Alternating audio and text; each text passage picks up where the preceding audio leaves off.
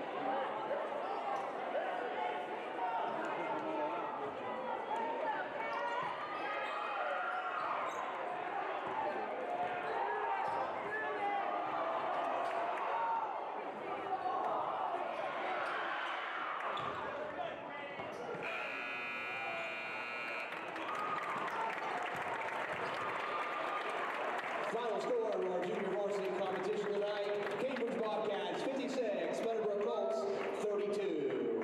At this time, we invite you to visit our concession stand, support Cambridge Athletics by buying a snack there at the concession stand in our cafeteria.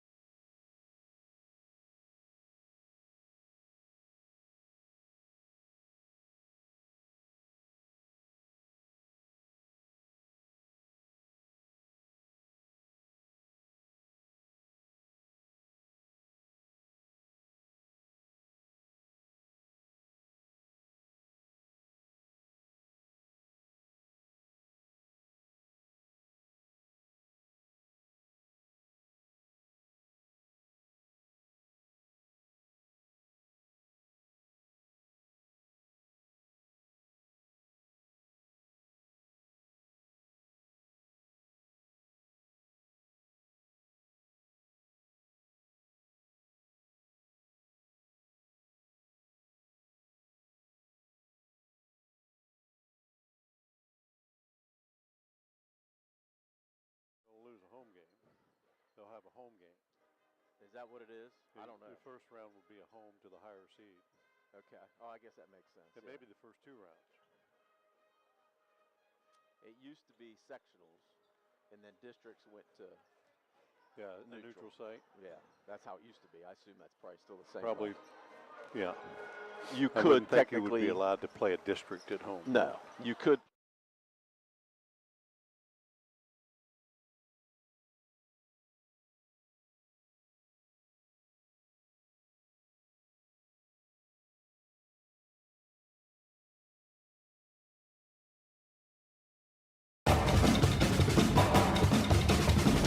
AVC Sports and FM 97.7 present high school basketball on WILE, Byesville, Cambridge. Now let's go courtside for the pregame show. Good evening, everyone, and welcome once again to high school basketball tonight on 97.7 WILE and streaming live on YRP TV. High school basketball. Cambridge Bobcats, Meadowbrook Colts, round 2. 1 week from round 1. Cats won at the Corral, 77-51. Bill Kafury, John Valentine in the AVC press box. High above Gene Ford Court. High above Gene. Good, that's right.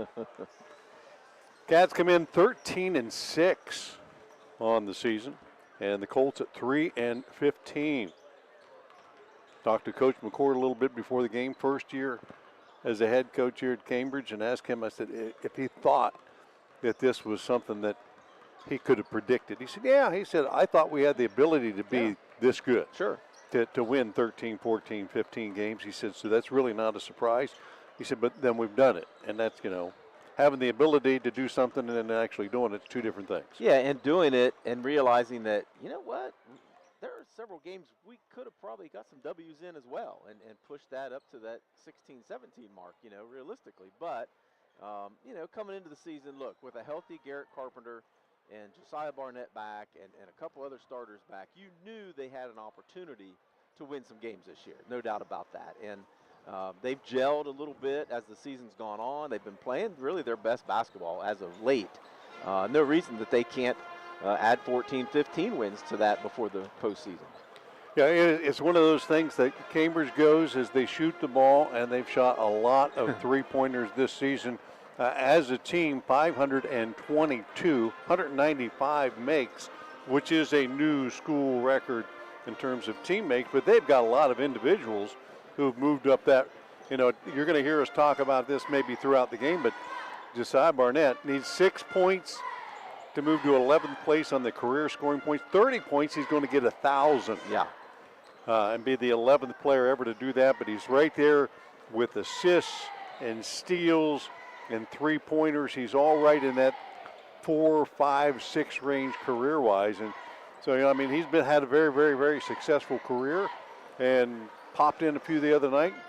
Comes out tonight. They got several games remaining tonight. Cats then play in the OVAC twice, and of course then you got tournament play coming up as well. So, at least a few games left that they're going to have a chance to add. And Garrett Carpenter's kind of in the same boat. Yeah, Garrett Carpenter is right on line with Josiah, and obviously not from a total scoring perspective yet, but in three-pointers made, he needs 44 to tie Josiah in career 3 points. He's also got, he made 6 the other day at Meadowbrook last week, and he becomes only the 3rd player in CHS history to make 6 three-pointers multiple times in a game. Wow. Him and Gino and Brandon Todd, they both did it. Brandon did it 6 times, for goodness sake, and Gino did it 3 10 times. in one game. Yeah, Brandon had 10 in one game. We just talked about that before we went on air. But, yeah, so both of those guys are all over the place as far as records and in the record books, from, again, 3 points made to free throw percentage to total points scored and all those good things. And don't forget Mason Gregg. He is in that 3-point conversation as well as far as made in a season and in career percentage. He's 7th all-time right now in career percentage. So a lot of guys on this team can shoot the ball, and that is important because that is their game. Well, he and Carpenter are both, Greg and Carpenter will both be back for another season. So you have to know they're going to be adding on to their totals, and they'll be the the shooters next year, so to speak. But Carpenter already this season with 70 3-pointers made, 108 in his career. If he shoots another 70 in next year, he could finish as the all-time 3-point leader. How about that? I mean, you know, with and missing missed a year. season. Yeah, Yeah, missed the whole year. season last year. So how do the Colts come in tonight after having been drubbed a week ago and defend the three-headed monster that the Bobcats have shooting outside the arc, playing at home? Well, the Colts they have a size advantage on Cambridge. And, man, if it's me, I am protecting that three-point line. I am attacking the three-point line all day long and making Cambridge beat me inside. But on the offensive end, slow it down enough so that Cambridge has to take quick possessions and slow the game down. I mean, that's the only way I think you're going to be able to compete with them. Bobcats and the Colts tonight, live on 97.7 and YRP TV. Stay tuned. More high school hoops coming up right after this. Looking for reliable insurance that fits your life? Look no further than Allen Hunter State Farm in Cambridge, Ohio. From auto to home to life insurance, we offer a range of options tailored to your needs. With our friendly, knowledgeable team, you'll get the protection and peace of mind you deserve. We're dedicated to being there for you, just like a good neighbor should. Call Allen Hunter State Farm today and discover how we can help you safeguard your future. Call 740-439-5385. Like a good neighbor, State Farm is there. Today is the day you make changes, the day you have looked forward to, the day you take a step to see the you before addiction. And it all starts right here at The Residence, an in-bed facility that designs your recovery to your needs, 24 hours a day, 7 days a week. I'm Crystal Reynolds for Cedar Ridge Behavioral Health Solutions. Our approach is personal, and it is as individual as your needs. We are here for you. Call 855-692-7247. Doan Ford is proud to introduce the ultimate adventure companion, the Bronco 4-door advanced 4x4 Badlands. With a powerful 2.3-liter EcoBoost engine and 7-speed manual transmission, conquer any terrain with confidence. Featuring a soft-top 4-inch lift and massive 35-inch tires. Adventure knows no bounds. Stay connected and in control with an 8-inch digital screen while enjoying added convenience with power-heated mirrors and auto high-beam headlamps. Plus equipped with a Smitty-built winch. Be prepared for any challenge. Don't miss out on this incredible deal. DoanFord.com. I was sitting in my car and it wouldn't start. I lifted the hood and the engine was falling apart. What would I do? My eyes filled with tears. Then on the radio I heard of West 40 by Pay here, where for a little money down and a little each week, I could have a car, nice, shiny, and sleek.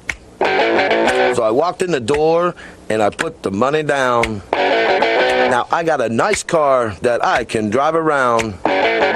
West 40 by Pay here will help rebuild your credit. The corner of Dewey and Route 40 in Cambridge, don't you forget it. West 40 Auto Sales, corner of Route 40 and Dewey Avenue in Cambridge, is home of a guaranteed credit approval, with most loans approved while you wait. Go to their website to fill out an online loan application, west40autosales.com. You'll also find their weekly special listed there. Texting enrolls you into recurring automated text messages. Consent not required to purchase. Message and data rates may apply. Hey, Dan, how you doing? Haven't seen you around the gym. Yeah, I've really fallen off. Since I turned 40, I just don't get the results I used to get. Could be lower testosterone. I went through it a while back. I got Nugenix Total T, and it's made a huge difference for me. I've seen that ad on TV. Is it for real? Oh, yeah. The key ingredient is something called Tesnor, which helps boost free and total testosterone levels to help you trim up and stay lean. And it's made a difference for you? Man, I feel like I'm in my 20s again, at work, in the gym, and in the bedroom. Are they still giving out complimentary bottles for people to try it for themselves? Yeah, you just need to send them a text. Text BELT to 42424 right now for your complimentary bottle of Nugenix Total T. Plus, text now and we'll include a bottle of Nugenix Thermo, our most powerful fat incinerator ever, to help you get back into shape fast, absolutely free. Text BELT to 42424. That's BELT to 42424. Products and statements have not been evaluated by the FDA. These products are not intended to diagnose, treat, cure, or prevent any disease or illness. 97.7 on your FM dial. We're WILE FM, Byesville, Cambridge. Welcome back to Gene Ford Court. Side of tonight's game between the Bobcats and the Colts. live on YRP TV as well. I want to thank our sponsors for tonight's game. Valentine Insurance also happens to be the game ball sponsor tonight. West 40 Auto Sales, Doan Ford, Stoney's RV Sales and Service, Patrons Buckeye Mutual Insurance, WB Green Insurance, People's Bank, Cedar Ridge Behavioral Health Solutions, Wakefield Dental, and Allen Hunter State Farm. Cats come in 13-6, the Colts at 3-15. Take a little closer look at tonight's starting lineups for the home team, the Bobcats. They haven't changed the starting lineup, I don't think, since game one. Garrett Carpenter averaging 17 a game, the 6-foot junior. Can light it up outside the arc. 6 threes a week ago. If you give him space, he'll knock it down. Josiah Barnett, much the same way, 18 points a game.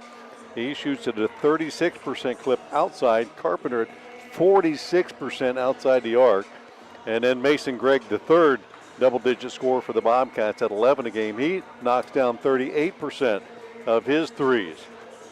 Also, Ryland Matthews, a 4-point-a-game scorer, and Riley Homko Green, a senior, at 5 points a game. Both those guys can knock down threes if you let them stand out there. So the Cats do have the ability to get a lot of guys knocking it down. It almost forces you to come out and have to play them man-to-man. Yeah, I mean, you're going to have to. The team shooting 37% is pretty darn good, and when you're leading three-point shooter is at 47%, you got to feel pretty good about that. The Colts under Coach Taryn Jarrett are 3-15, and they will start Michael Ray, 6'2 sophomore, 9 points a game. Jacob Burris, 5'11 junior, 7 points a game. Bentley Cedar, 6 points a game. He's a 6-foot sophomore. Colton Delancey, 6'3 senior, 7 points a game. And Justice Huey, a 6-foot senior, at 2 points a game. And the Colts do have a size advantage if they can spread the floor and they can pump it in. And Delancey's going to have an opportunity maybe to have some mismatches tonight if they can take advantage of that. Yeah, I think, again, if it's me, Coach Jarrett obviously has been doing this long enough. He understands the mismatches, and they've already played each other too. But, yeah, Meadowbrook can definitely dominate inside if they wanted to. Delancey's a bigger body, but you're going to hear Bentley Cedor's name a lot too. He leads the team rebounding almost 7 a game. And he gets a ton of rebounds. He works really hard inside. So you got to know where he's at all times. I mean, the Colts average 25 rebounds a game. Cambridge only at 27. So rebounding-wise is pretty easy. Bobcat JV team got things started tonight with a 56-32 win over the young Colts. We're going to step out, put a couple ice cubes in that drink, get the popcorn ready. Guernsey County Rivalry, Part 2, coming up right after these messages. Looking for trusted dental care for the whole family? Dr. Darcy Wakefield and the team at Wakefield Dental have you covered. From pediatric to general and orthodontic care, they offer a full range of services. At Wakefield Dental, they focus on individualized treatment plans that not only create beautiful smiles, but build lasting confidence. Schedule your consultation today. Call 740-435-3100 or go to drwakefieldDDS.com. Patrons Buckeye Mutual Insurance Company is a proud supporter of high school basketball. Contact one of the 42 agencies writing for Patrons Buckeye for a quote from your local insurance company covering Ohio. Whether you need coverage for your home, mobile home, seasonal home, garage, farm equipment, Buckeye Mutual Insurance Company is located in Caldwell, Ohio, and can help. Visit our website at patronsbuckeye.com.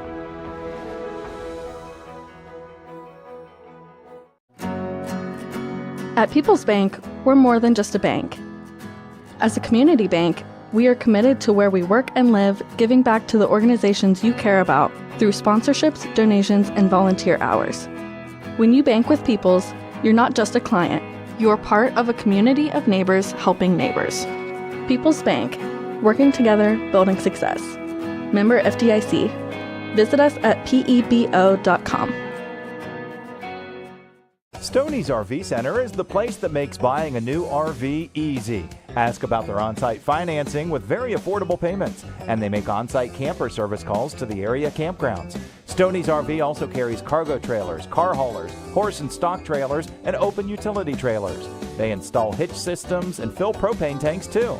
Stoney's RV Center, the place that takes camping to the next level, and a proud sponsor of our area high school sports teams.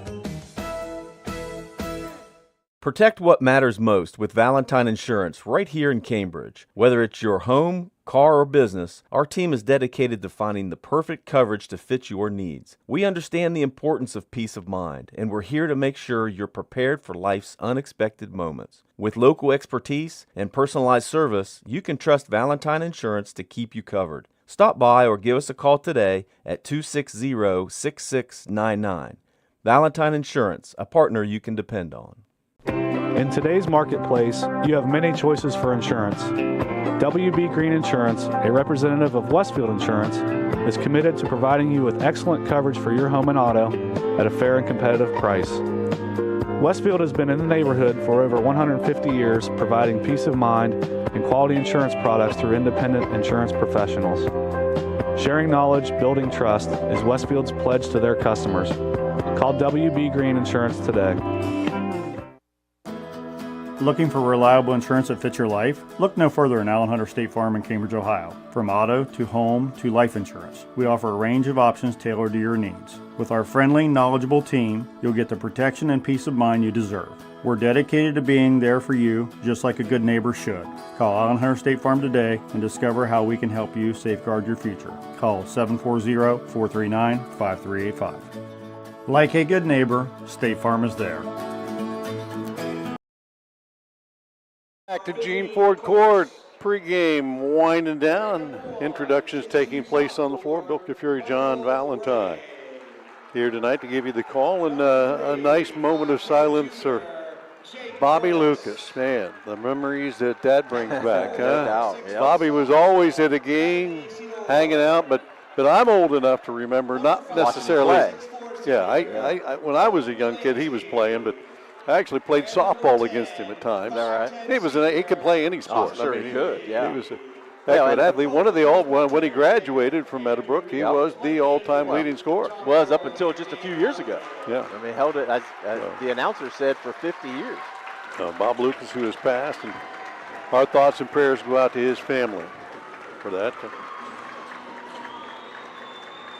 Cats and the Colts tonight, round two. The Cats won the first matchup about a week ago, 77-51, as they were hot once again outside the three-point arc. And that's going to be the key for the Bobcats. The Colts are going to have to find a way to make the Cats reload a little bit out there and then be patient enough to get good looks inside. Well, and they haven't played in a week either. I mean, Cambridge's last game was last Saturday against Meadowbrook. Meadowbrook has played a couple since. So, you know, they may be a little bit fresh, Cambridge may be, but with more time off, you don't have that regular game speed either. So they might come out a little slow tonight, but they've gotten off to a fast start in a couple of games. Right? That's what I'm getting at is, that's opposite of what they've been used to. They've used to come out firing. So if they come out firing and not hitting, it bodes well for Meadowbrook. It plays really right into what they want. Hey, shout out tonight, a couple of people that I know that are listening. John Jones down in Florida. Moved down there recently, and he said, I've got an invite to come down. Well, we all should have an invite to come down. Well, we all aren't going, but me. But he's listening, so John, enjoy the broadcast. Thanks for tuning in. And my granddaughter, Callie. Oh, well, that's Callie important. Kafury, she's offense, listening, John, but she says, how come Popo's not on TV? She wants me to be on TV. Yeah. Callie, you don't want that. You got a face for radio. Just listen, just listen, honey. It's going to be Cedar and Homgo Green in the circle for the Bobcats. We got 2/3 of a radio team on the floor officiating tonight. Jeff Earls and Dave Davidson down there. And that one tapped up a couple of times, and the Colts are going to step in control of Michael Ray. Right side, man-to-man defense by the Bobcats. Chewy swinging it left side back to Cedar. Trying to get Delancey to post up inside. Cedar looking for it. Good Bobcat defense on the ball. Barnett, who's got a lot of steals, has another one right there, and that'll turn into 2 points. Josiah Barnett. We talked about how his quick hands and the steals. Give him one more. He needed 4 coming in for fourth place. Now they need 3. Yep, so quick. Just around the ball, but to be able to reach in and knock it away and then to be able to finish the easy way. Burris, right side. Back to Ray. Cats closing out on the outside. Delancey now with Homco Green on him. Will hand it off Cedor. Look for it to be physical, maybe even chippy a little bit, right? A little bit, sure. Last time these two teams will play each other this year. Delancey, 3-ball, top of the key, touching. And the Colts take the lead. Delancey averages about 7 points a game. I mean, he's been their leading scorer the last several years. So, I mean, he's no stranger to be able to put the ball in the bucket, though he's only shooting 18% from 3. Back and forth, Cats working on the outside. 3-pointer put up and no good by Matthews. Rebound, stick back, and they're going to call the foul on the floor as Mason Gregg trying to pound his way back in. And the Cats will turn it over. So still 3-2 Colts.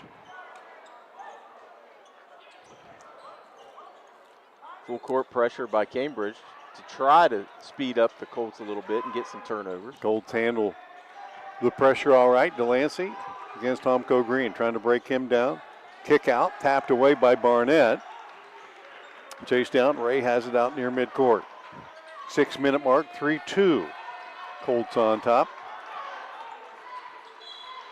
And Huey banged on the right side by Matthews, and he'll pick up the first foul of the night. A little chest bump. I like calling it early if you're the officials, making sure that you keep everything under control.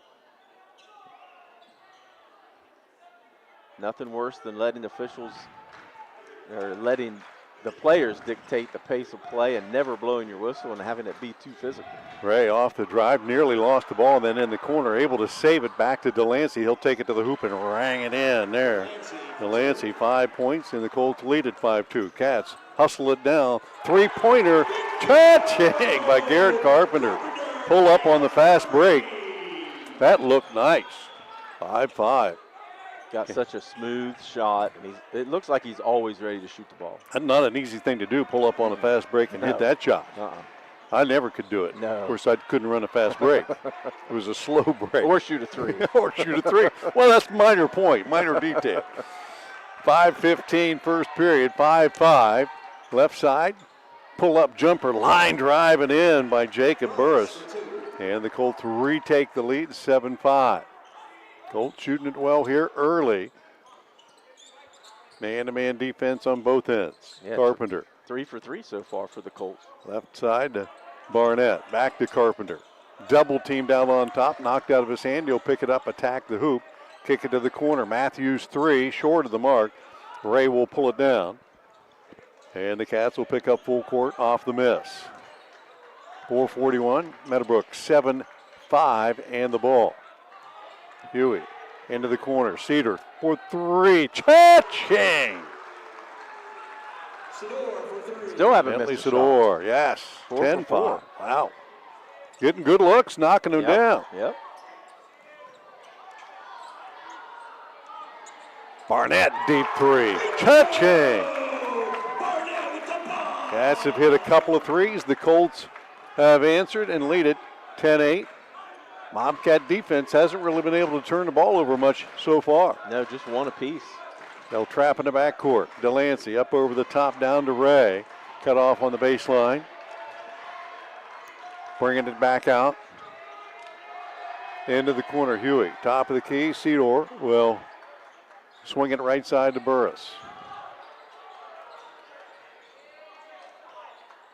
Colts showing patience, inside feed. Delancey double teamed and it got tied up, and it will belong to the Bobcats on the change of possession.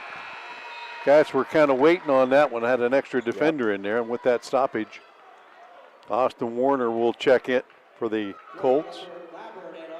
And Blake Lappert. Good help defense by Rylan Matthews to come in there and slow Delancey down and tie him up. 10-8, Colts with the lead. Cats on the attack, 3.5 left in the period. Barnett off the dribble, down the lane. Little hesitation move, rattled it in and out. Cedar with the rebound. Ray into the half-court set. Off the dribble, left corner, back out on top. And around the right side, Delancey feeds it to the wing and then gets it back to Ray. And a bump out on top. Yeah, the officials right now calling it pretty tight. That's going to go against Barnett. Little hand check, little elbow. Yep. And again, I'm in favor of doing that early in games. You establish it and let the kids know, listen, we're not going to be pushing each other around all the time, especially in a rivalry game. You don't want it to get out of control. Inbounded. Lappert out on top, back to Ray. They'll balance the floor, 3-minute mark. Back to the left side. Popping out for a three. Warner, cha-ching! Third three of the quarter for the Colts, and they lead at 13-8. Man, still have yet to miss a shot. Knocking it down. They only shoot 25% as a team right outside the arc, but tonight, 100%. Greg trying to answer. That one off the rim. Rebound. Cedar up high to get that one. And the Colts a chance to extend their lead some more. Yeah, I told you, Cedar, you got to know where he's at on the defensive end rebounding because he's going to get a bunch of them. 2.5 left. Ray out on top, works against Barnett. Back to Cedar. And there's Barnett with yet another steal. And this will turn into 2. And, well, maybe 2 as he has to go to the line there.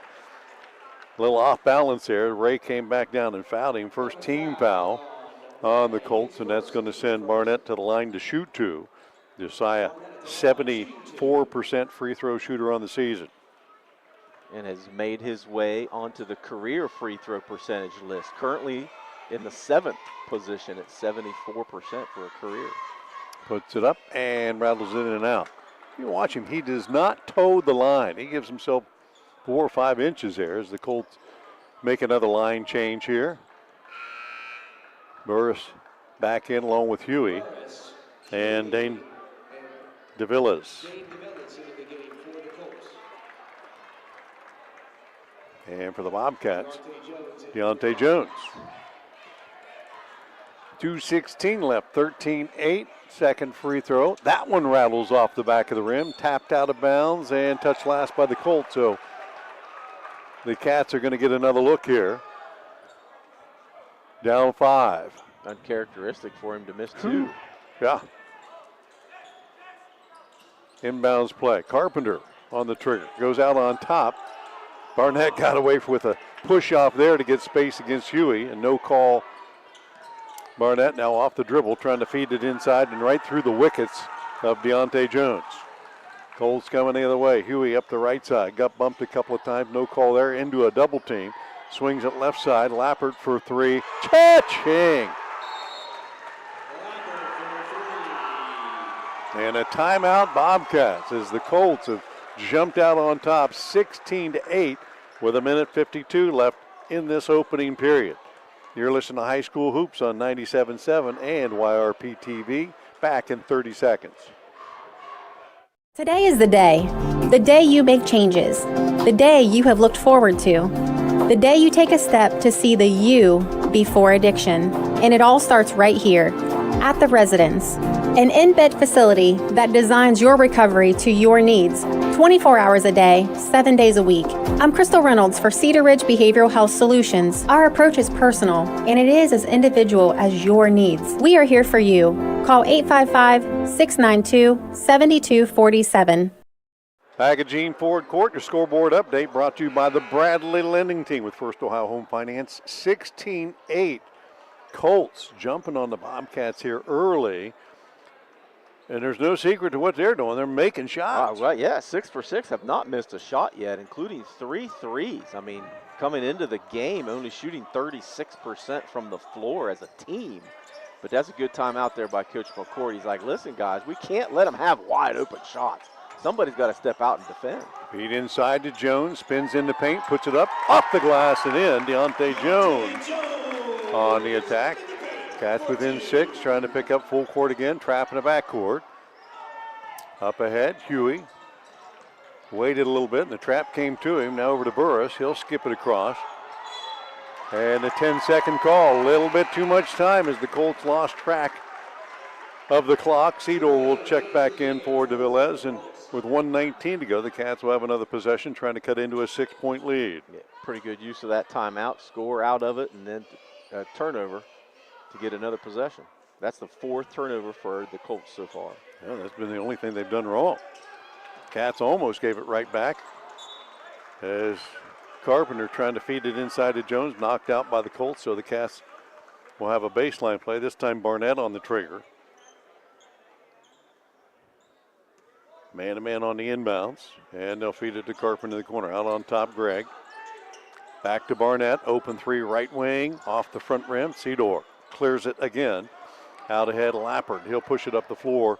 2 on 3 will hold up on the right side. Picked up the dribble, now back to Huey. On the cut to Burris. Right into the double team, lost it on the floor, flips it out. Huey keeps it alive. 3-pointer from the left wing, off the mark by Lappert. Tapped out of bounds, and I think they're going to call Barnett. Yep. On the rebound, his second.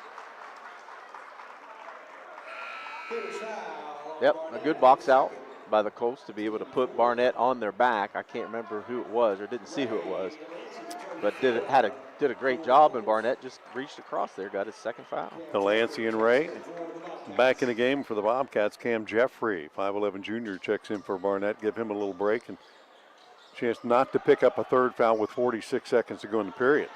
Colts with the lead in the ball. Ray just inside the arc.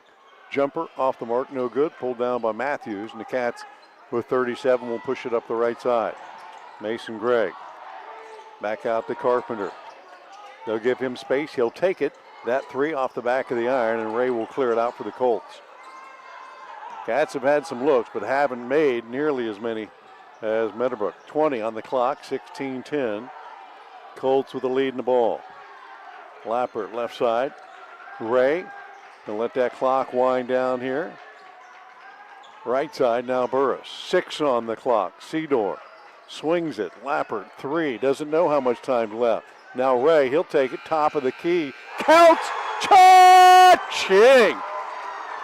Yeah. As the clock hits 0, that ball went through the net, and the Colts extend their lead at the end of 1. 19-10. More high school basketball on 97.7 and YRP TV coming up after this. Doan Ford is proud to introduce the ultimate adventure companion, the Bronco 4-door advanced 4x4 Badlands. With a powerful 2.3-liter EcoBoost engine and 7-speed manual transmission, conquer any terrain with confidence. Featuring a soft-top 4-inch lift and massive 35-inch tires. Adventure knows no bounds. Stay connected and in control with an 8-inch digital screen while enjoying added convenience with power-heated mirrors and auto high-beam headlamps. Plus equipped with a Smitty-built winch. Be prepared for any challenge. Don't miss out on this incredible deal. DoanFord.com.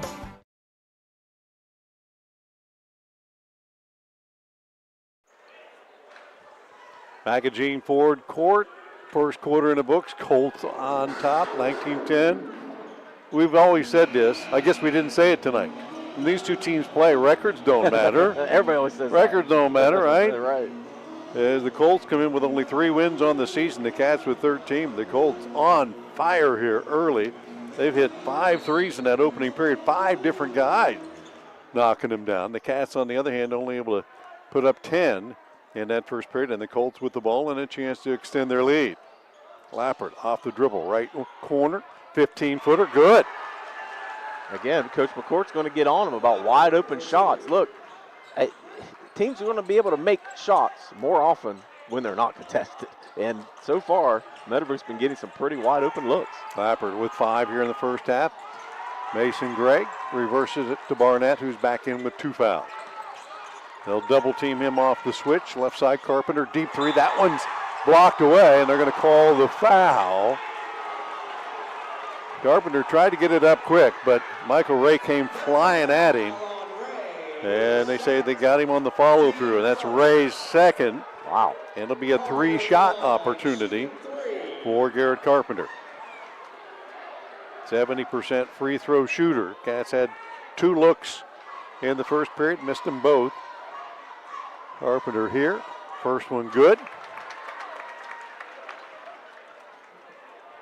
21-11 now. The Colts led it by 11 points.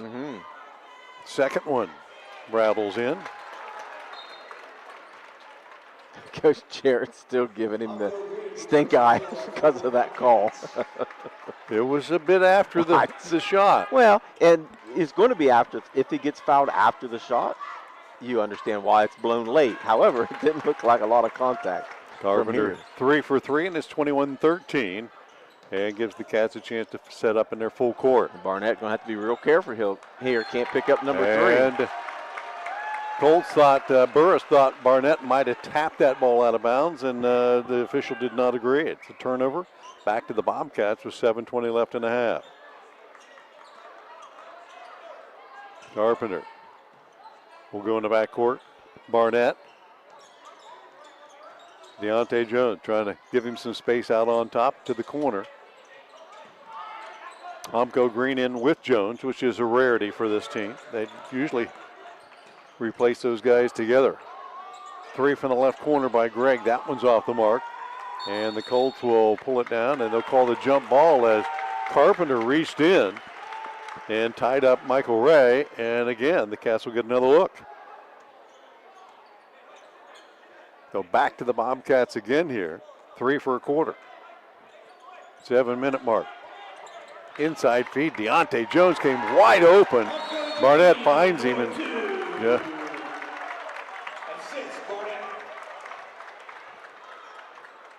Timeout on the floor, and we'll keep it here for this timeout. Just 7 minutes remaining here. I want to thank our sponsors for tonight's game: Wakefield Dental, Cedar Ridge Behavioral Health Solutions, Patrons Buckeye Mutual Insurance, Stoney's RV Sales and Service, and Valentine Insurance. 21-15, Colts on top. Your scoreboard update brought to you by the Bradley Lending Team with First Ohio Home Finance. And I don't know if we can continue at this pace, partner, huh? Well, it's a lot of talking for you and me. I don't know if we can continue at this pace, but Meadowbrook's got to be feeling really good about that. With that kind of shooting performance and still not speeding the game up on the defensive end. Yes, they've got 6 turnovers, but, they haven't really been that much of an issue yet, other than losing possessions. But Cambridge not shooting the ball particularly well, and Meadowbrook on fire has really helped them out to obviously a 6-point lead. You got to feel pretty good about that. Good time out there by Coach Jarrett. He could feel that momentum starting to shift a little bit. Let's make sure we understand how to break this press. We have to get the ball in the half court. That Bobcat defense was starting to wear on them a little bit. So see if the Cats stay in that same full court pressure. Deontay Jones pressuring the ball on the inbound. Delancey stuck with it in the backcourt. Feeds it back now to Lapper. Time clock is on here. They got to hurry up. Delancey, and they'll call the timeout. Coach Jarrett didn't want to call it, but in his head, he could feel that clock. And we're at 8 seconds, 9 seconds. We might not get it. So Colts did not turn it over, but came very close to it. Well, actually, 11 seconds came off the clock. Well, but maybe it doesn't matter how many seconds come off the clock. It's the officials counting. Yep. So pretty close there as the Cats continue to just hound the Colts in this full court pressure, and it's helped them a couple of times because Cambridge has not shot the ball well in the half court. Absolutely not. If you can steal a couple possessions and get a couple easy lay-ins, that certainly get the momentum moving a little bit. But again, you got to be a little careful, Barnett, with 2 fouls, putting him up front on that press, reaching in and having some traps. You certainly don't want the guy who averages the most points per game to be able to pick up 3 early in the second. Lappert gets it in up ahead to Ray. And the corner. Delancey brings it back out. Back to Lappert. Trying to get space. Nearly turned it over. No call there. Could have gone the other way too. Back to Ray against Gregg. Colts lead it by 6. Ray all the way to the baseline. Back out to Delancey. Looked at a deep 3, won't take that one. Colts hit 5 of them in the first period. Only 1 bucket for each team here in the first couple of minutes. Lappert all the way in off the glass, no good. Cleared out by Carpenter. Now Barnett will push. He has the numbers. Feeds it down low to Jones. To Carpenter in the corner. That 3 up in the air and short of the mark. Rebound. Touched last, they say, by Burris. And the Cats will get a baseline play here with 5:55 to go, down 6. Again, the Cats just not finding the bottom of the hoop. Inside feed on the out of bounds to Humko Green. That rattled in and back out. I was ready to write that one down. No doubt. Off the miss. Colts get it across the timeline. Delancey against Jones. Knocked out of his hand. Chases it down and saves it in bounds. That might have been off the Colts had it gone out of bounds. Yeah, it was definitely off of Delancey. That's why he ran to go get it. Delancey on the little penetration to the hoop and one. Bobcats did not communicate very well on the pick play. And Delancey just took it all the way to the rack, lays it in for his 7th point, and drew contact. Will get a free throw. Golden, 70% free throw shooter on the season. That foul on Deontay Jones, his first. A good, strong move to the hoop by Delancey. I mean, he's a good player. He's played a lot of high school basketball over the last 4 years, so he knows how to take it to the hole. Cannot get the free throw to add to the three-point play. 23-15, Colts. 5:20 left here in the second period. Kick out. Humko Green now to Barnett. He'll take that deep three. Cha-ching! Looked the defense off and just shot over top of him. He's got 8.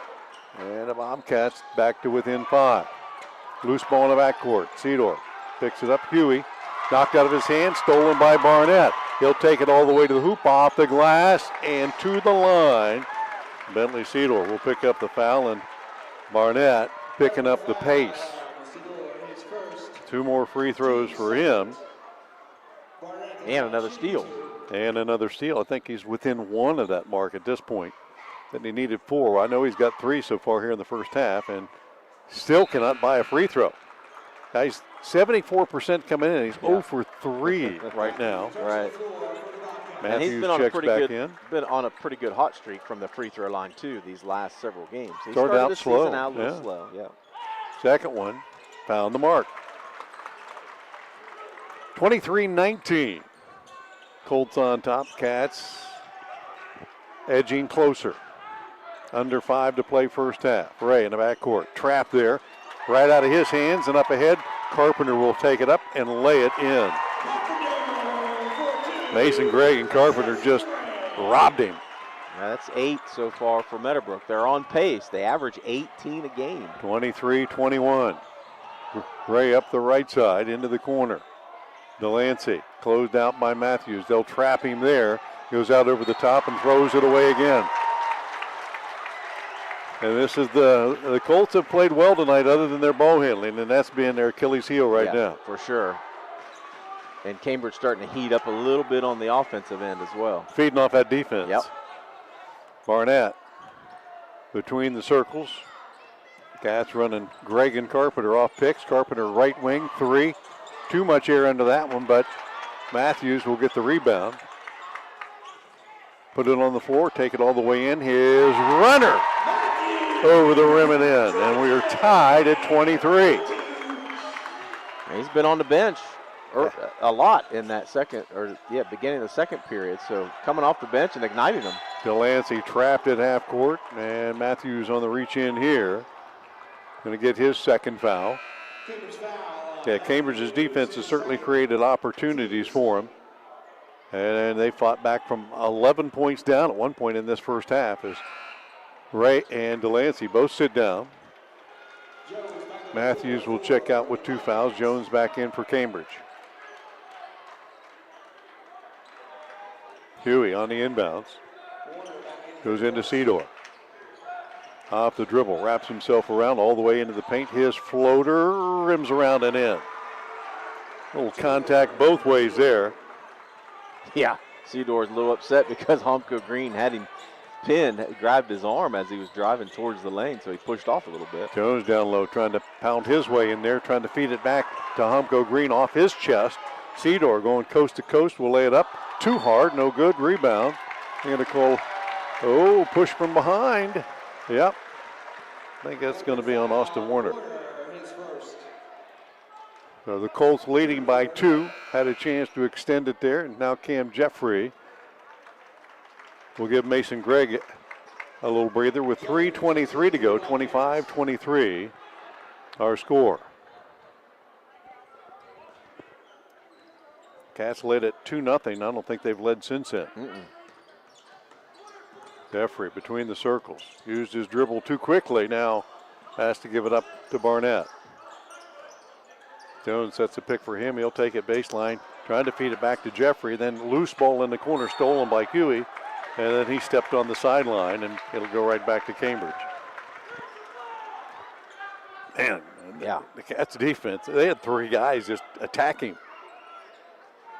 Barnett trying to make something from that move to the baseline. Carpenter will trigger it in, back to Barnett. Way outside, won't take that 3.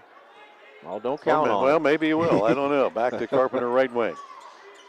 Barnett will take that one. Cha-ching! He heard you, buddy. His 3rd 3. I dared him. I double dared you. Yes, you did. 26-25. Cambridge retakes the lead since first time since 2-zip. Huey across the timeline, up ahead to Warner. And he feeds it over to Cedar, and his layup won't stay down, but he'll head to the line to shoot 2. And you see the strength there of Cedar to be able to take that contact and still get a pretty decent shot off. Cedar, 46% at the free throw line. Gets a lot of chances. He's got 2 coming up here with Cambridge on top 1. Knocked the first one in to tie it up. And again, Coach Jarrett really trying to keep his guys fresh here. Ray and Delancey back in the game quickly. 2:38 left in the second period, 26 apiece. Second one short of the mark. And Jeffrey with a rebound. Carpenter up the right side, 2.5 on the clock. To Barnett, off the dribble. Keeps it alive, now back to Carpenter. He'll set a pick for him. Carpenter off that. Back out to Jones. Spins down the lane, trying to work his way to the hoop. Goes left hand off the glass, no good. And I think they're going to call the hack there on Lappert to send Jones to the line. Deontay, only 39% free throw shooter, so yet to be determined if that's a good foul, but the odds are in your favor. Yeah, good strong move to the hoop. Tried to finish with the left hand because he got spun around a couple times. Rattled the first one in. Mason Gregg, quick break. Go Green will step out. And Gregg will go to the free throw line and slot himself on the left side. 2:17 left and a half. Cats by 1. Second one off the back of the rim, and Lappert will clear that one down. Cats will back off their pressure this time down. Right across the timeline. Right side. Cedar back to Delancey. Skips it in the corner. Burris on the drive through a double team. And he jump ball's called. And going to go back to the Colts here. I thought they might have called him for traveling on that too, but defender had a hand on the ball, so it will be Colts ball. Baseline, Ray on the trigger with 1:57 to go. Out on top to Burris. Ray works his way through, top of the key. Back to Lappert. Tried to get a 3 up. Defense closed him out too quick. Ray off the dribble, right side. Back to Lappert. Carpenter on him. Feeds it down low. Cedar against Gregg. Trying to power his way in. Puts up the little floater. Rattles it in and out. Carpenter rebound and over the back. The call on Michael Ray. He didn't realize it was on him. Going to be his 3rd.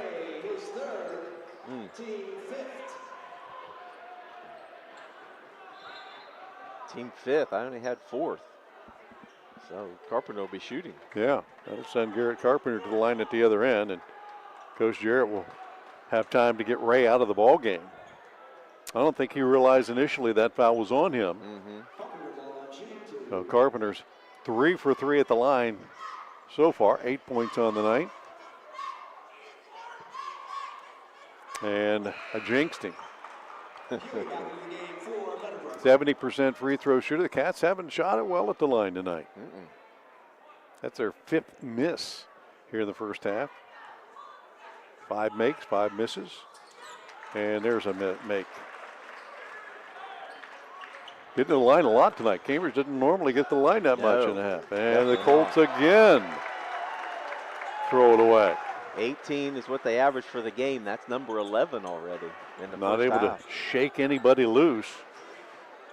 And Cambridge taking advantage of this pressure defense. 28-26 Bobcats 1:33 left in the half. Carpenter, inside feed to Jones, has to chase it down in the corner. Back out on top, chase down there, a loose ball on the floor. Greg got to it and knocked out of his hands. Then Cam Jeffrey comes up with it. He loses it on the floor and a tie-up. And that will go to the Bobcats. Wow.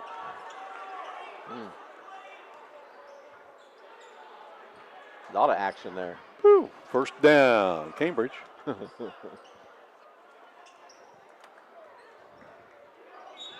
From the scorer's table, Carpenter in at the backcourt now to Barnett. 28-26 Bobcats. Barnett outside the arc against Cedar. Right side. Jeffrey looks inside. Jones trying to create space. Nothing there. They'll reverse it left side. Carpenter off the dribble penetration to Barnett. Fake to three to Carpenter. He'll take the three. That one off the rim. Barnett will chase down the long rebound and get shoved by Lappert, and that'll send him to the line. Lappert's first. And we're over the limit, so Barnett and the Bobcats will shoot more free throws with 55.8 left in the half. Josiah tonight 1 for 4 at the line. Came in at 74%. Couple of chances here. That one looked like he's found the rhythm. Yeah, that one looks a little better. And that's Lappert's second foul. Okay. There you go. Glad you're keeping score. You know, every once in a while I'll get something right. I'm just making it up as I go. Barnett's second one on net as well. He's now made 3 in a row there, and the Cats have their biggest lead at 30-26. More full court pressure as Warner is checked in. He'll dribble right into a double team. Barnett nearly swiped it away from him. Up ahead to Huey. Off the dribble, down the lane, puts up the runner. Wild shot off the glass, no good. Cats rebound. Out ahead, Deontay Jones with a lone layup. Good. Cats get another easy deuce and lead by 6. 30-second mark. Burris on the inbounds. Pushes it across the timeline, and the Cats collapse on him there. Kicks it back out. Warner stolen away Barnett. That's his 4th at least, and that'll be another breakaway layup. Barnett 11 in the period, 16 in the game. I think that is the 4th. Yeah, by our count it is. So he's moved up there. Huey 3, top of the key, off the mark. And that will take us to the halftime break. Cambridge down by as many as 11 in this first half, has come firing back and lead it as we take the halftime break. 34-26 Bobcats. Stay tuned, stats, scoring, and our halftime show. Much, much more coming your way. After these messages, you're listening to high school basketball on 97.7 WILE and watching on YRP TV. From the Ohio News Network, this is the Ohio Education Association Tonight in High School Hoops. Now here's your host, Eric Reeser. It's almost the end of the regular season for several winter sports in the Buckeye State. I'll speak with Tim Streed. He's the Media Relations Director for the Ohio High School Athletic Association on a new postseason basketball venue that's not so new, but will look new come February. That's next. This is the Ohio Education Association Tonight in High School Hoops. Ohio has over 920,000 diabetics. If you are a diabetic, take a step in the right direction by having your feet checked routinely by a podiatric physician, the most qualified doctors to care for your feet. Adding a podiatrist to your healthcare team can help you better manage the effects of diabetes on your feet. Ohio Foot and Ankle Medical Association podiatric physicians are located throughout the state. For more information or to find a member of the Ohio Foot and Ankle Medical Association near you, visit ohiofoot.org. In Ohio, public education matters. And every day, Ohio's public school educators use their united voice to advocate for the supports and resources our public schools need so every child thrives. No exceptions. I'm Ohio Education Association President Scott DeMauro, and on behalf of our 120,000 members, OEA is proud to sponsor tonight's game. Because great public schools are a winning playbook for Ohio, and Ohio is stronger when we stand together to cheer for our students' success. This is ONN. I'm Eric Reeser. Tim Street is my guest. He's the Media Relations Director for the Ohio High School Athletic Association. This was around Thanksgiving of last year where you guys announced a postseason return for boys and girls high school basketball to the Taft Coliseum at the Ohio Expo Center and State Fairgrounds in Columbus. Tim, we're only a couple weeks out from tournament draw for the boys and girls. What kind of preparations are you guys making to have a new-ish tournament site ready? Yeah, a lot of preparations. It's taken a lot of work, Eric, and we still have more work to do. But, we had not had basketball at the Taft Coliseum at the fairgrounds in more than 10 years. And so certainly making the effort to get basketball back there has been a tall task. And we're almost there. I know we're going to get there. We've had many meetings there. There's a lot of physical structures that are being completed now. And think about things like a scorer's table, press row, bleachers for the students on the floor. We got the court, the actual court, and that was why basketball was not there, because they did not have a court. But happy to say that we worked with Ohio State, the Columbus Convention Center, and the fairgrounds on securing a basketball court, which will be used in other venues as well. But that court will be down for almost 4 weeks at the Taft Coliseum, and we're very excited to have basketball back there. Just for those who are unaware of how something like this comes about, where you have sites that come to you guys and ask to have or host postseason basketball, how does that process happen? To where does somebody come to you, or do you reach out to other locations and then taking the steps to ensure that they would be prepared to do something like a postseason boys and girls basketball tournaments? Yeah, it happens both ways. In some cases, sites come to us, and in some cases, we go to them. In the case of most colleges, we go to them and ask them, are you interested in hosting? Most colleges are, not all, but some are. And then we, if a university is interested in hosting a game, that's what they do. They are prepared.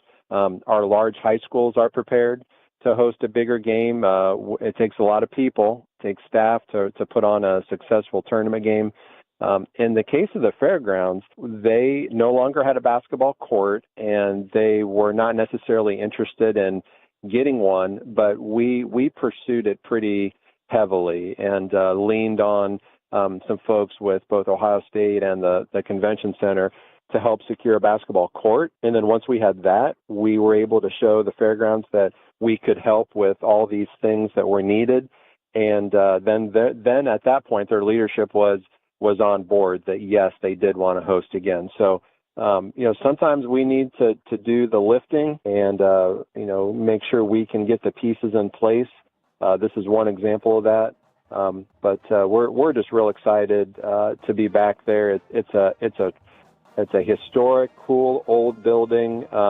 People will feel that nostalgia when they're there, and then we'll play a lot of games, girls and boys basketball, and we'll have almost 40 games there at Taft Coliseum.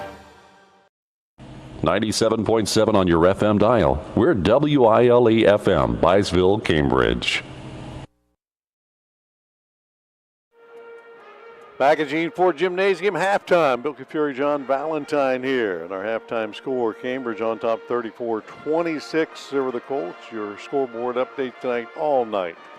Brought to you by the Bradley Lending Team with First Ohio Home Finance. 19-10 at the end of one. The Colts jumped on the Bobcats, actually led it by as many as 11, but the Cats then heated it up. Josiah Barnett, he 11 of his 16 points coming in that second period.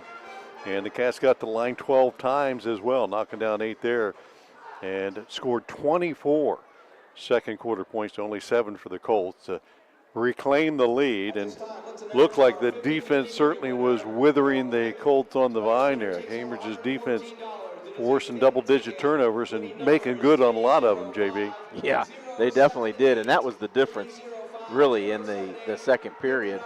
Meadowbrook still shooting the ball really well for the game. They're shooting 63%, 71% from beyond the arc. However, as you said, they only scored 7 points in that second period because they just didn't get a lot of shots off.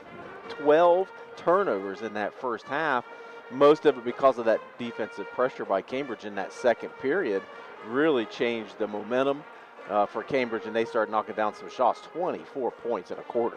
Yeah, if you can't even get the ball to a point where you can shoot it, it doesn't matter what your percentage is, right? And that Colts only 3 field goals in that second period, and the Bobcats knocked down a couple of threes. Barnett, I mean, what else could we expect? The guy's averaging 18 a game and got off to a pretty good start tonight, got a couple of fouls set down for a minute or two, but that second period did it with his defense. We've got him unofficially with 4 steals, which ties him with 4th place on the career steals list with Caleb Bond there. So he's moved up into that one, but knocked down some threes tonight, some pretty deep ones. He's got 3 of those, and we came in here, we knew that he needed at least 3, right? He needed, you mean threes? Threes, he needed 3, I thought, too. And maybe not. No, I didn't think he would needed the threes.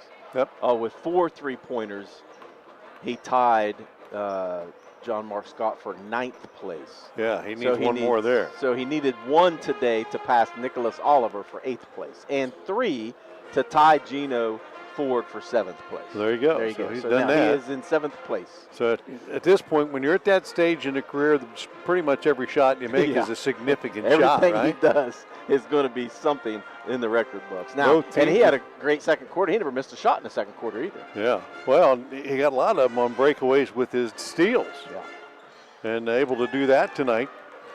But involved teammates as well. Jared Carpenter has 9 at halftime. Barnett 16. Deontay Jones has 5. Matthews with 2. Homko Green with 2. For the Colts, who came out super hot. Didn't miss a shot for probably the first 5 or 6 minutes. They got 5 threes in the first period. I don't know if they even got a couple of attempts in the second period. Austin Warner with 3 points tonight. Ray with 3. Burris has 2.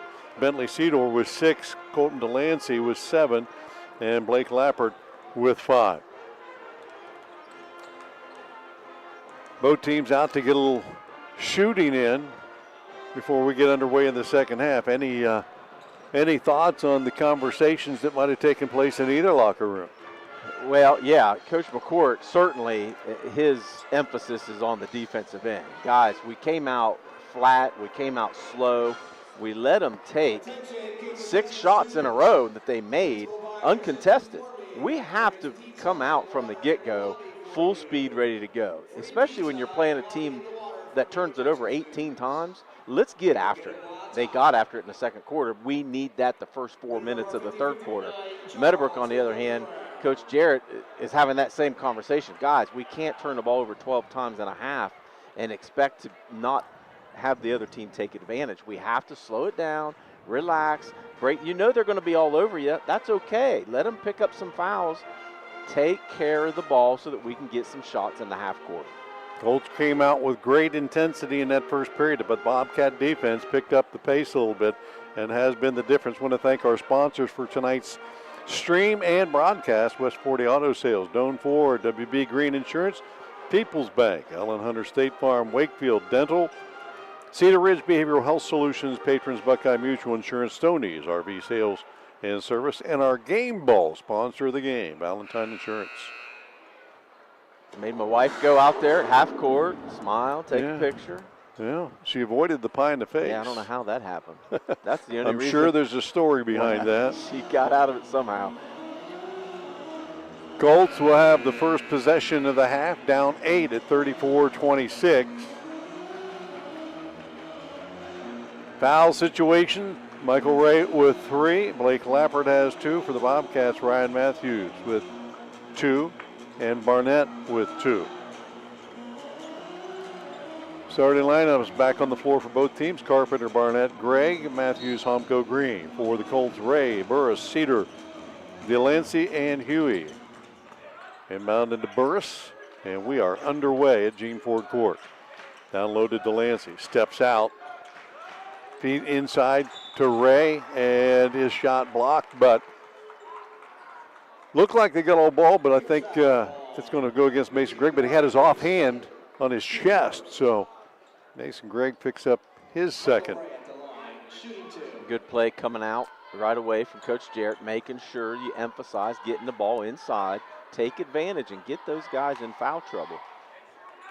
Warner, or check that, Ray, 73% free throw shooter, knocks the first one in. Second one, try to cut the lead a little more, 34-27 Cambridge.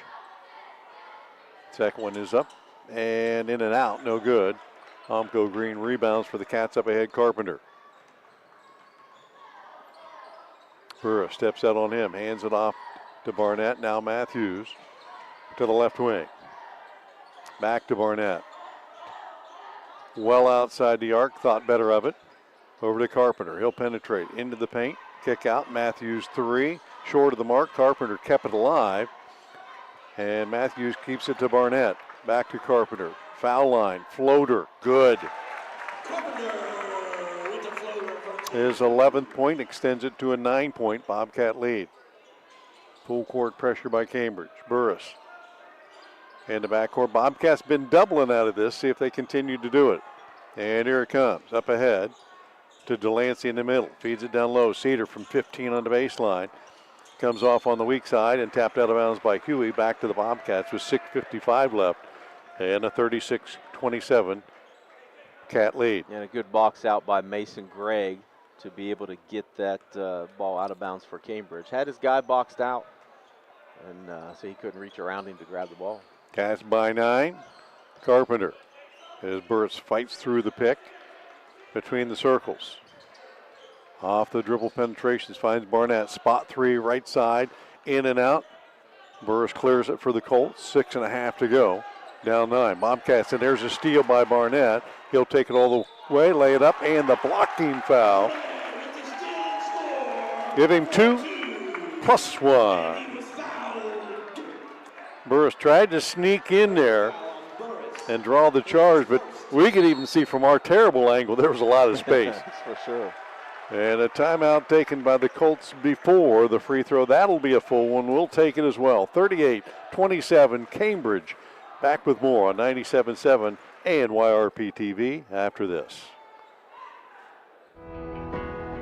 Patrons Buckeye Mutual Insurance Company is a proud supporter of high school basketball. Contact one of the 42 agencies writing for Patrons Buckeye for a quote from your local insurance company covering Ohio. Whether you need coverage for your home, mobile home, seasonal home, garage, farm equipment, Buckeye Mutual Insurance Company is located in Caldwell, Ohio, and can help. Visit our website at patronsbuckeye.com.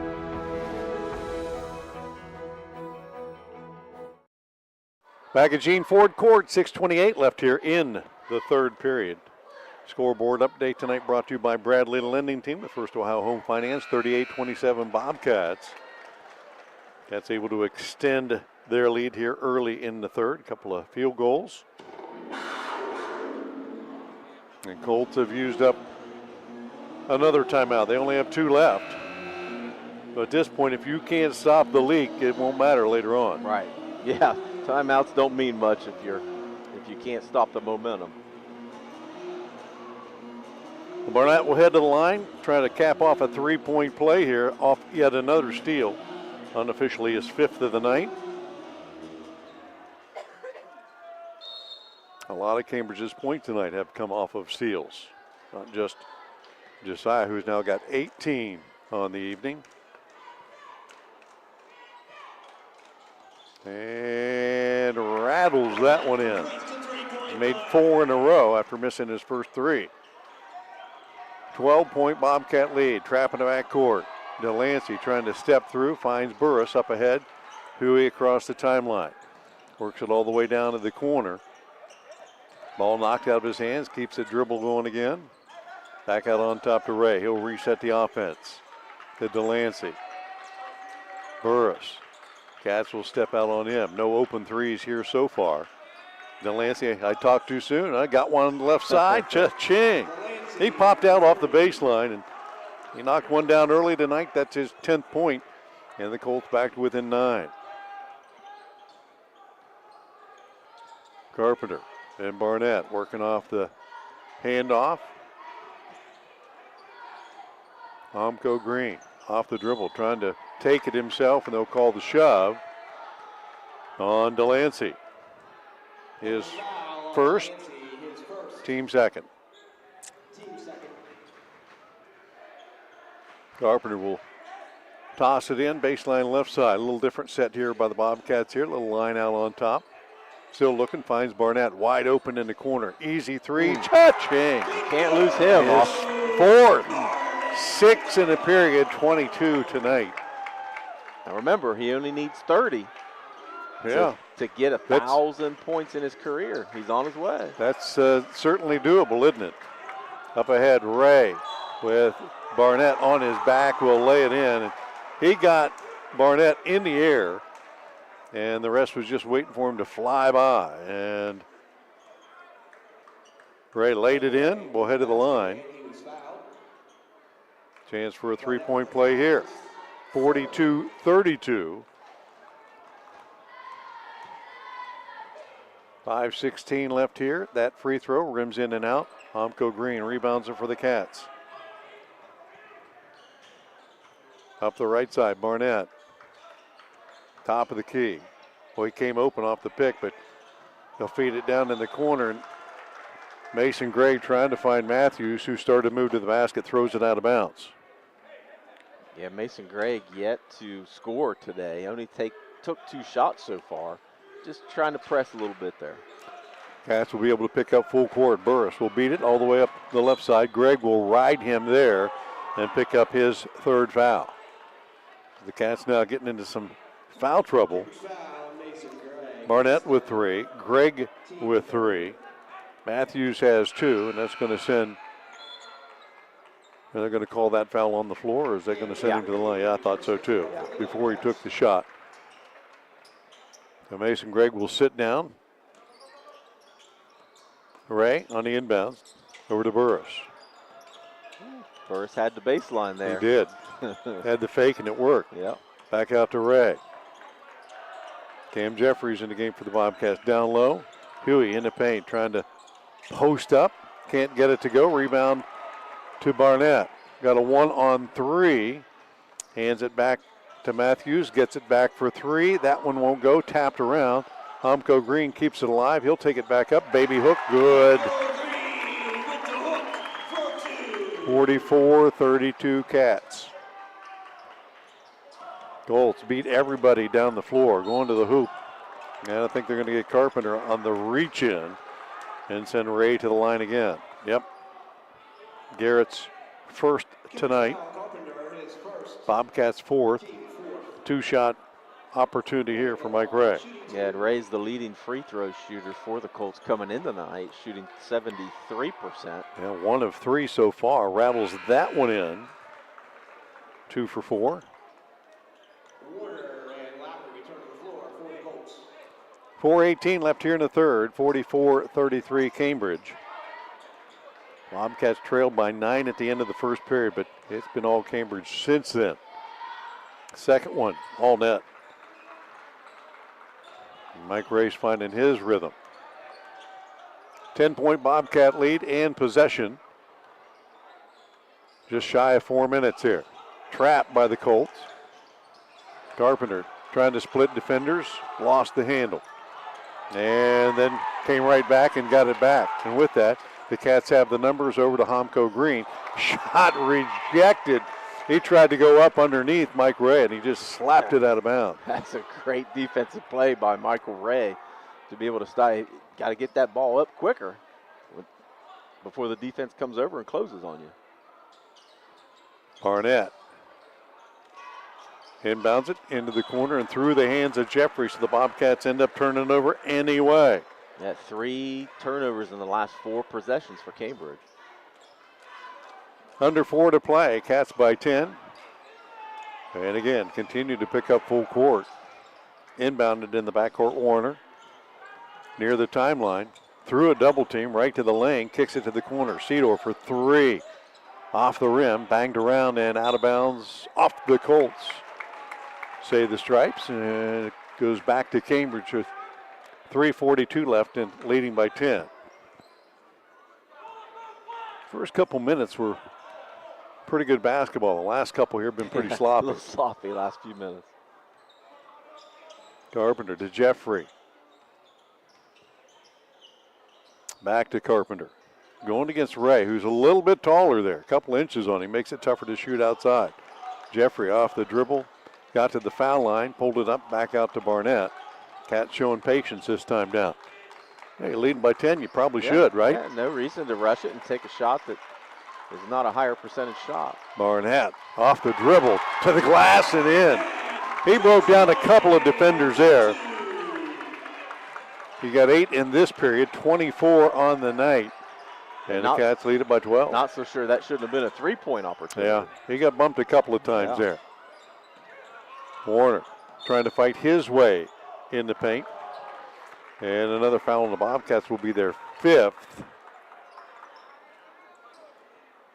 You certainly don't want to give And a on team Matthews. free opportunities with the clock stopped here to score. Matthews picks up his 3rd. That should be the Bobcats' 5th. They'll be shooting. I don't know if they've identified who the shooter was, though. Yeah, I don't know. It's going to be Warner, I think. Well, if it's me, I'm throwing Ray on there, but I guess Ray's not on the floor at this time. So it is Warner. Austin Warner, 68% free throw shooter, heads to the line. He has not attempted a free throw tonight. First one up and does not hang in there. So that's 3 Bobcats with 3 fouls.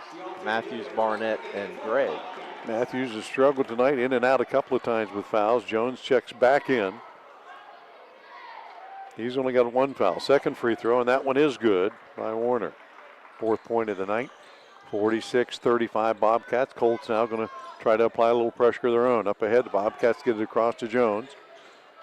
Back out to Carpenter. He'll slow it down.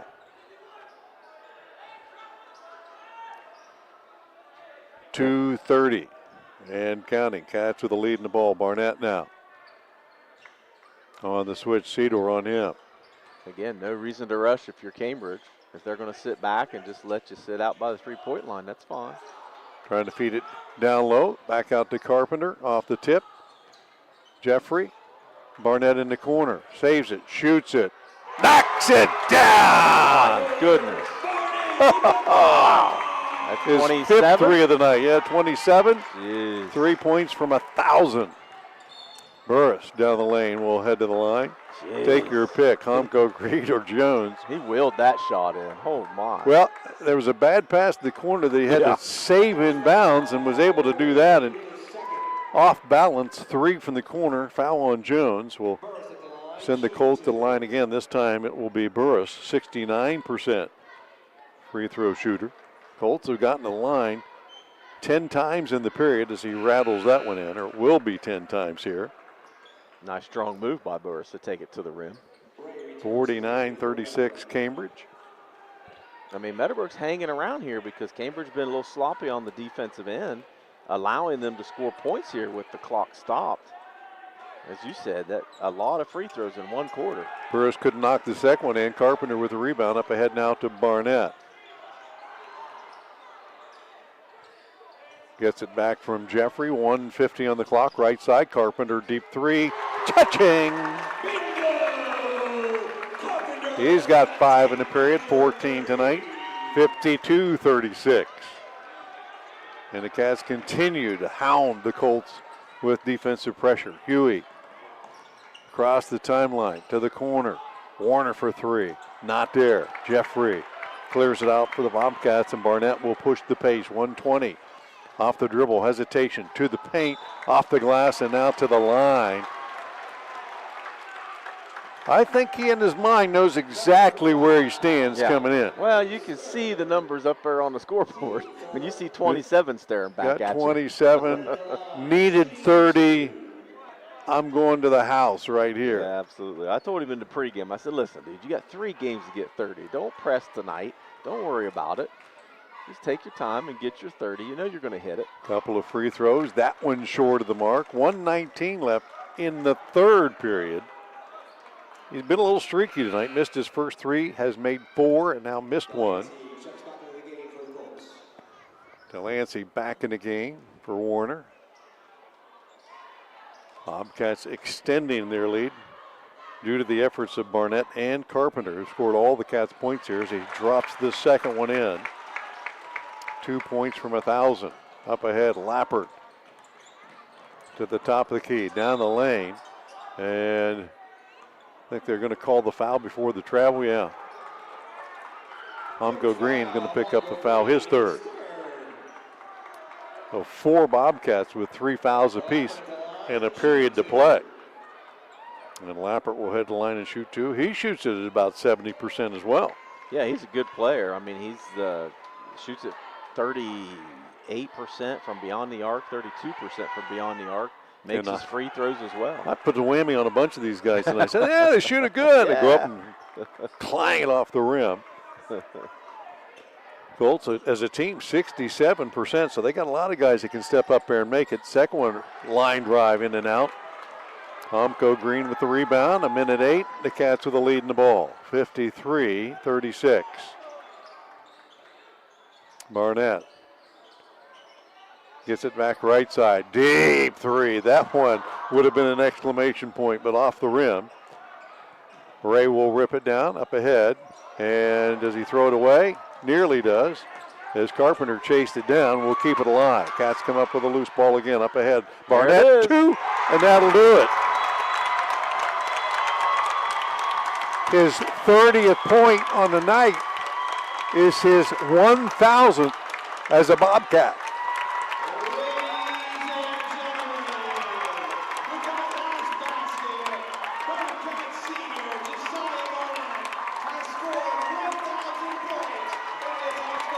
With 40.5 seconds left here in the third period. You kind of felt like his teammates were just feeding him to get it to happen. Sure.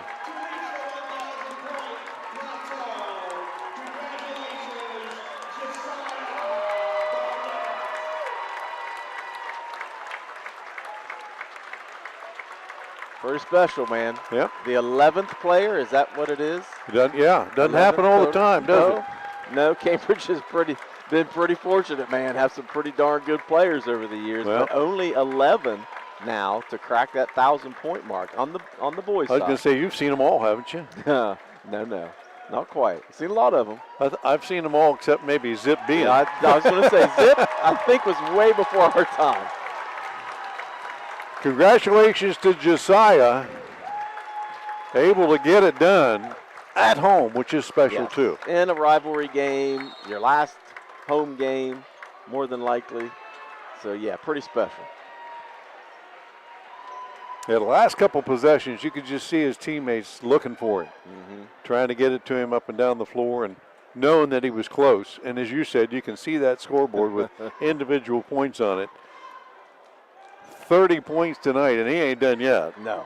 Still got a whole quarter to go here. And look, it's a 19-point game, so no reason he's not going to be playing this. 30 points coming in tonight to tie Brandon Todd for second place on the CHS career three-pointers list. I'm sorry, that's 30 three-pointers. But as far as his points, tied Ed Hare past him. 30 points tonight, become the 11th player to score 1,000 points. And a bunch of those players are named forward, by the way. There's a few of those forwards in there. Yeah. So congratulations, Josiah Barnett. Stoppage on the floor to get pictures and all that stuff. Now it's a matter of can you get your team to keep its focus reel now you back in to play some basketball. Right. Try to reel you back in. We still got a game to play here, boys.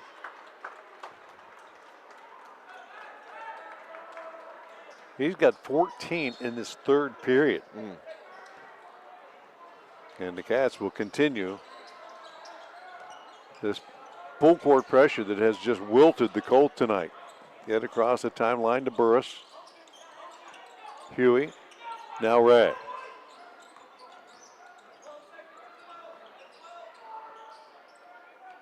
Left side, back to Huey. Looking inside. Delancey had a little space there, but they didn't look at him. Now back to Burris. 13 on the clock. Huey does feed it down low. Delancey doubled, puts up the 10-footer, short of the mark. Rebound by Jeffrey. Out ahead, Barnett. 3 on the clock. Feed down to Jones, and he tried to catch it and shoot it, and unable to get it off as the time expires. Bobcats through 3. In command, 55-36. Stay tuned. More action coming up on 97.7 and YRP TV right after this. At People's Bank, we're more than just a bank. As a community bank, we are committed to where we work and live, giving back to the organizations you care about through sponsorships, donations, and volunteer hours. When you bank with People's, you're not just a client. You're part of a community of neighbors helping neighbors. People's Bank, working together, building success. Member FDIC. Visit us at pebo.com. Magazine Ford Court, 3 periods in the book. History's been made, and the Bobcats lead at 55-36. All of our scoreboard updates tonight brought to you by the Bradley Lending Team with First Ohio Home Finance. Josiah Barnett, 1,000 points in his career. And for a lot of those years, he was doing all of it himself. Yeah, he really was. Carrying the load. Yep. Bobcats with the commanding lead, outscoring the Colts in the third period, 21-10. Starters still in, at least momentarily. Backdoor cut by Carpenter, stolen away by Ray. Loose ball on the floor in the backcourt. Ray picks it up ahead now to Delancey. He'll feed it corner to Cedar. Back to Delancey on the block against Carpenter. Spins on the baseline, tries to go up underneath. Hits the side of the backboard. Carpenter's rebound. And fast break back to Barnett. Left side, 3-pointer. Humko Green. A bullet off the backboard. Hey, when it's going, right? 58-36. Barnett says, "What was that, dude?" He says, "What do you mean? I planned it." 7th 3 as a team. Cats hit 16 threes a week ago against the Colts. Set a new all-time game record. Not quite on that pace tonight, but who knows? Barnett going for the steal again. Knocks it out of bounds at the Colt bench. 7:05 to play. Tournament seedings will take place tomorrow, and teams will place themselves on a bracket. So we'll have all that action coming up here pretty soon, too. Bobcats will be involved in the OVAC playoff. Another steal by Cambridge. Humko Green feeds it up ahead. Barnett to the left hand and in. Ain't done yet. 32nd point. And if you're keeping score at home, his 1,002nd career. Back to Warner. Left side, through the double team, nearly lost the handle, and he did. Kept in bounds by Matthews. Mason Gregg, right side. Carpenter, back down low. Matthews with a layup. Good. Good ball movement by the Bobcats. Ball never hit the floor. Nope. That's how it's supposed to be done. 62-36. Cedar will attack all the way to the rim. Couldn't get it to go. Rebound Carpenter, and then had Delancey steal it from him. Just ripped it out of his hand. He'll take it off the dribble. And they're going to call the block on Matthews. He took the punishment there trying to draw the foul. But they're going to call him with a block. That's going to be his 4th. He does that pretty well, and we've seen him take a lot of charges. But that one went the other way. And that one hurt, too, because Delancey's a big body. Yeah. And he let Matthews have it. You could have called that either way because he put the shoulder down. Yeah. He was going to the hoop. He may have just snuck his hip out just a little bit. And the free throw by Colton, no good. He's a 70%er. He is 0 for 2 at the line tonight. 10 points through 3 periods. Bam, knocks the second one in. 62-37. Where'd the game get away? Really quick. Those middle quarters. Gregg to Matthews. Carpenter, 3. Cha-ching! Boy, he just looks pretty smooth when he catches it in rhythm. I mean, the ball's out of his hands before you know it. Quick shot, and it just looks like it's effortless. 65-37. Foul in the backcourt. Humko Green picks up his 4th. A lot of these guys trying to check out early on us here. Carpenter was 17. That's his season average. Barnett trying to double up on his. Umko Green will step out. Cam Jeffrey back in with 5:35 to go. 65-37, and Warner will step out. Dane DeVillez back in. Ray, right side. Off the dribble. DeVillez from the foul line. Yeah, got it to roll. His first bucket of the night.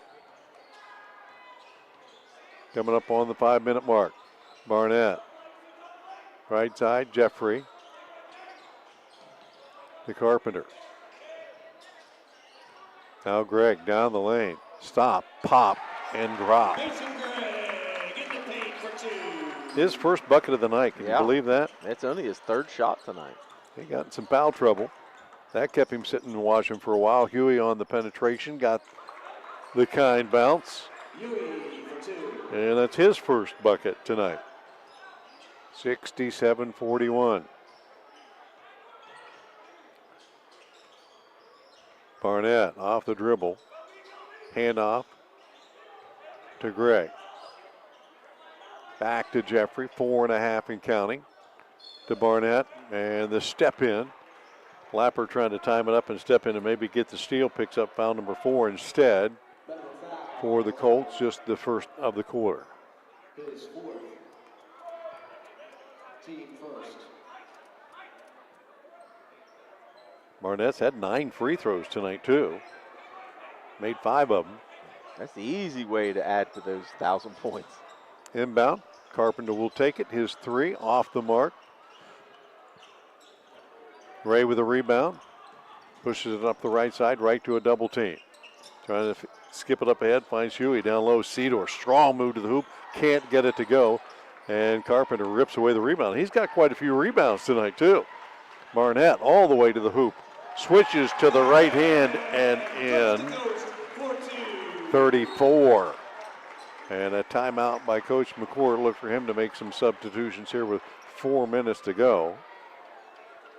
No, maybe not. That was a long pass turnover. There it was. Okay. Another turnover. That's only the 6th turnover in the second half. So they're right on their average of 18. Yeah, you mentioned the rebounds for Carpenter. I've got him for 7 so far tonight. Been active on the boards.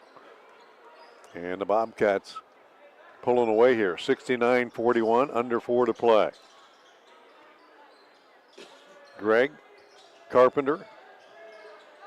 Cats working some clock. Now, Gregg down the line. We'll put up the runner. And 1. Mason Gregg. Didn't get it going for a while, but he's got it going now.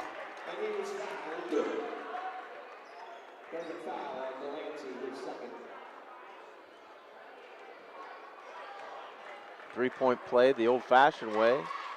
And it is. It is. Shooting 80% from the free throw line is Gregg on the season. We can't do that if you're in foul trouble, huh? Tough. Camden Lauer will step in. Barnett will take a well-deserved rest, and to accolades from the fans and his teammates. 1,000-point score.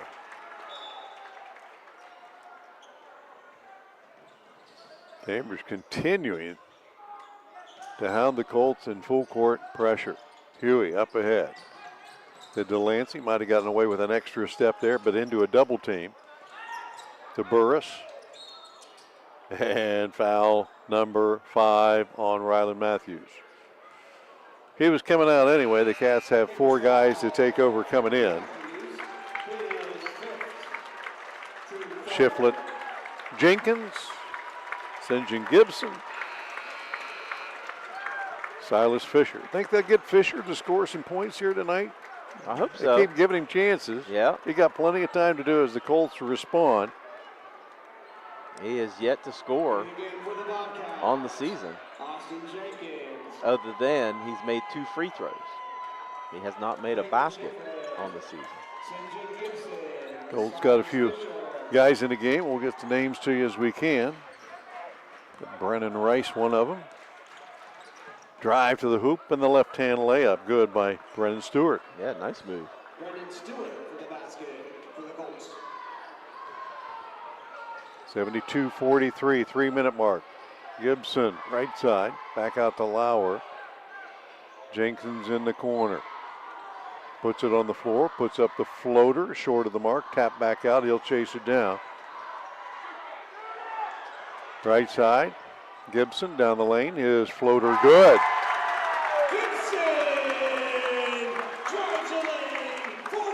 St. John Gibson's first bucket of the season.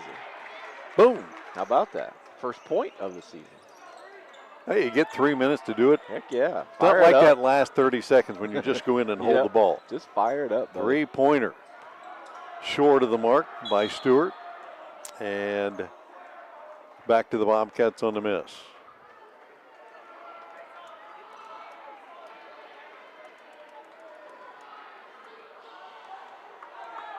Just want that clock to keep running, right? Lauer. Up ahead against Norman. Jenkins, right side for three. A rebound, comes down long. Picked up by Rice, trying to fire it up the floor, stolen by Lauer. He'll skip it back out on top to Gibson. He cannot save it.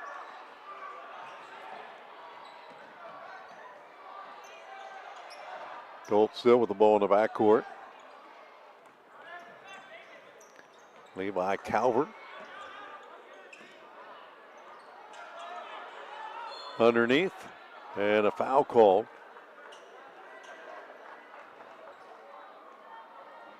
Luke Armbruster will head to the line. His first. Luke Armbruster at the line, shooting two. Now on Lauer. Armbruster to the line, will shoot a couple here. His first attempts on the season. The lefty can't get it to go. And I'm scouring through some of the rosters here, dude, to find some of these guys. Right. Both teams going all the way to the end of the bench here. Second one, nothing but net. There you go. That's his first points on the season. Hey, he is officially in the book. And Jenkins loses it out of bounds, back to the Colts, 138 remaining.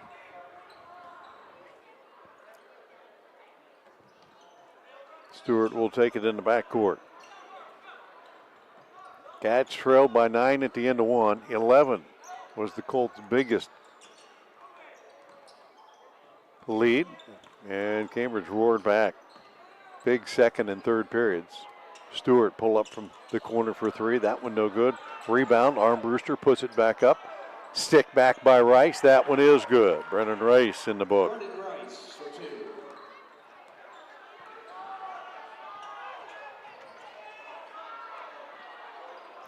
Minute, 60 seconds left. Lauer off the dribble right side against Stewart. Back out on top.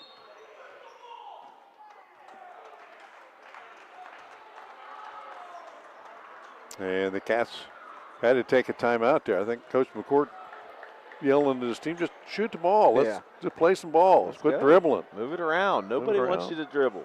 Bad things happen when you dribble the ball. Move it. So the Cats are going to move to 14-6 on the season. We knew coming in they were looking like they were going to be the number 4 seed in the district, which would probably mean a home game. But when that seeding takes place, and then the teams got to place themselves in the bracket. So Cats in a position to kind of pick who they want to play against. See how that works out for them at the seeding meeting, which will be tomorrow. Yeah. Cats get it to Fisher. Back out. Gibson down the lane. His wild runner, no good, but he got hacked there. Guys, you got to realize we're letting you come in and play late here, but you got to keep that clock running. Yeah, but you got a chance to score. Why not? Tuesday, I think the Cats play St. Clairsville in the OVAC. That's correct. Gibson cannot connect on the free throw. And Beaver Local and East Liverpool, the other semifinal, and then the winners play and losers play in consolation as he rattles the second one in. That one hit hard off the glass, went all the way around the rim and in. And another errant pass. Back to the Bobcats. 40 seconds left. Stewart harassing in the backcourt, nearly came up with the steal.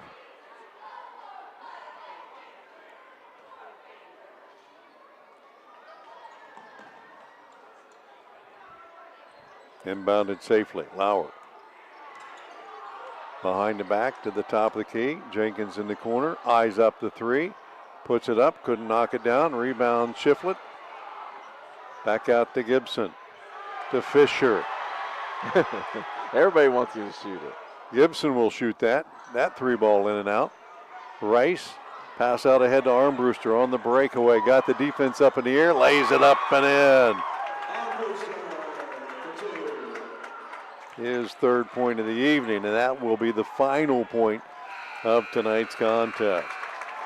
Final score, Cambridge 75, Meadowbrook 48. Stay tuned, our post-game wrap-up coming up as the Bobcats move to 14-6 on the season. The Colts drop to 3-16. Final score, once again, Cambridge 75, Meadowbrook 48. Back with more on 97.7 and YRP TV right after this. At People's Bank, we're more than just a bank. As a community bank, we are committed to where we work and live, giving back to the organizations you care about through sponsorships, donations, and volunteer hours. When you bank with People's, you're not just a client, you're part of a community of neighbors helping neighbors. People's Bank, working together, building success. Member FDIC. Visit us at pebo.com. Stoney's RV Center is the place that makes buying a new RV easy. Ask about their on-site financing with very affordable payments, and they make on-site camper service calls to the area campgrounds. Stoney's RV also carries cargo trailers, car haulers, horse and stock trailers, and open utility trailers. They install hitch systems and fill propane tanks too. Stoney's RV Center, the place that takes camping to the next level, and a proud sponsor of our area high school sports teams. I was sitting in my car and it wouldn't start. I lifted the hood and the engine was falling apart. What would I do? My eyes filled with tears. Then on the radio I heard of West 40 by Pay here, where for a little money down and a little each week, I could have a car, nice, shiny, and sleek. So I walked in the door and I put the money down. Now I got a nice car that I can drive around. West 40 by Pay here will help rebuild your credit. The corner of Dewey and Route 40 in Cambridge, don't you forget it. West 40 Auto Sales, corner of Route 40 and Dewey Avenue in Cambridge, is home of a guaranteed credit approval, with most loans approved while you wait. Go to their website to fill out an online loan application, west40autosales.com. You'll also find their weekly special listed there. Texting enrolls you into recurring automated text messages. Consent not required to purchase. Message and data rates may apply. Hey, Dan, how you doing? Haven't seen you around the gym. Yeah, I've really fallen off. Since I turned 40, I just don't get the results I used to get. Could be lower testosterone. I went through it a while back. I got Nugenix Total T, and it's made a huge difference for me. I've seen that ad on TV. Is it for real? Oh, yeah. The key ingredient is something called Tesnor, which helps boost free and total testosterone levels to help you trim up and stay lean. And it's made a difference for you? Man, I feel like I'm in my 20s again. At work, in the gym, and in the bedroom. Are they still giving out complimentary bottles for people to try it for themselves? Yeah, you just need to send them a text. Text BELT to 42424 right now for your complimentary bottle of Nugenix Total T. Plus, text now and we'll include a bottle of Nugenix Thermo, our most powerful Fed incinerator ever, to help you get back into shape fast, absolutely free. Text BELT to 42424. That's BELT to 42424. Products and statements have not been evaluated by the FDA. These products are not intended to diagnose, treat, cure, or prevent any disease or illness. 97.7 on your FM dial. We're WILE FM, Byesville, Cambridge. Back at Gene Ford Court, final score here. Bobcats moving to 14-6, 75-48 victory over top of the Colts. Colts were feisty for a while, led at 19-10 at the end of one, but Cambridge a 24-point second period, 21 in the third, and they ran away from the Colts in those middle periods. 34-26 at halftime, 55-36 at the end of three. And the JVs finished out the last 3-4 minutes as the Cats pulled away for the easy victory tonight against the Colts. Want to thank our sponsors for tonight's action: Allen Hunter State Farm, People's Bank, WB Green Insurance, Doan Ford, West 40 Auto Sales, Valentine Insurance, Stoney's RV Sales and Service, Patrons Buckeye Mutual Insurance, Cedar Ridge Behavioral Health Solutions, Wakefield Dental. History made in the Cats lair tonight. Josiah Barnett, his 1,000th point of his career as a Bobcat. Actually moved up and did some other things too, right? Oh, a lot of stuff, yeah. Every game. Passed a lot of people on that career list. And passed Ed Hare, who needed 6 points there. Needed 8 assists to tie Brandon Todd for fourth place. I don't know if he got 8 assists. He had a few. Needed 4 steals to tie Caleb Bond for fourth place on the career steals list. He had 4 in the first half, maybe 5. Yep. And so we know he moved up on that list as well. As Garrett Carpenter with 3 threes tonight had a pretty good night as well. Let's take a look at scoring for the Bobcats. Carpenter on the night, 3 threes, 4 or 5 of the line, 17 points for him, but it was Barnett who carried the Cats. He had 5 in the first period and 11 in the second, went ballistic in the third. 5 threes on the night, 5 of 9 at the line. I'm sure he'll be kicking himself over that one. This could have been a 40-point game if he makes some free throws, right? Right. 34 on the night for him. Mason Gregg finished with 5, 1-1 at the line. Deontay Jones with 5, as he split a pair at the line as well. Rylan Matthews, 4 points, 7 for Homko Green.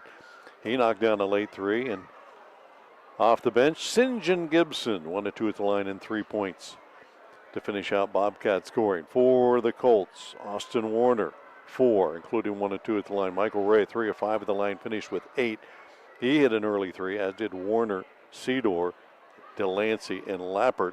And that early 3 barrage couldn't last for the Colts as they went cold the rest of the game. 6 threes on the night for the Colts, 8 of 18 at the line, 10 for Delancey. Cedar finished with 6, Burris with 3, 5 for Lappert, and then 2 apiece for DeVillez, Norman, Stewart, and Armbruster. I think Rice even got in there for a couple. So. Yep, I got him with 1 bucket. 75-48 final score. Cats on top. What do you got for me? Well, just from a shooting perspective, Cambridge shot the ball much better in that second half. 56% overall, 35 from 3.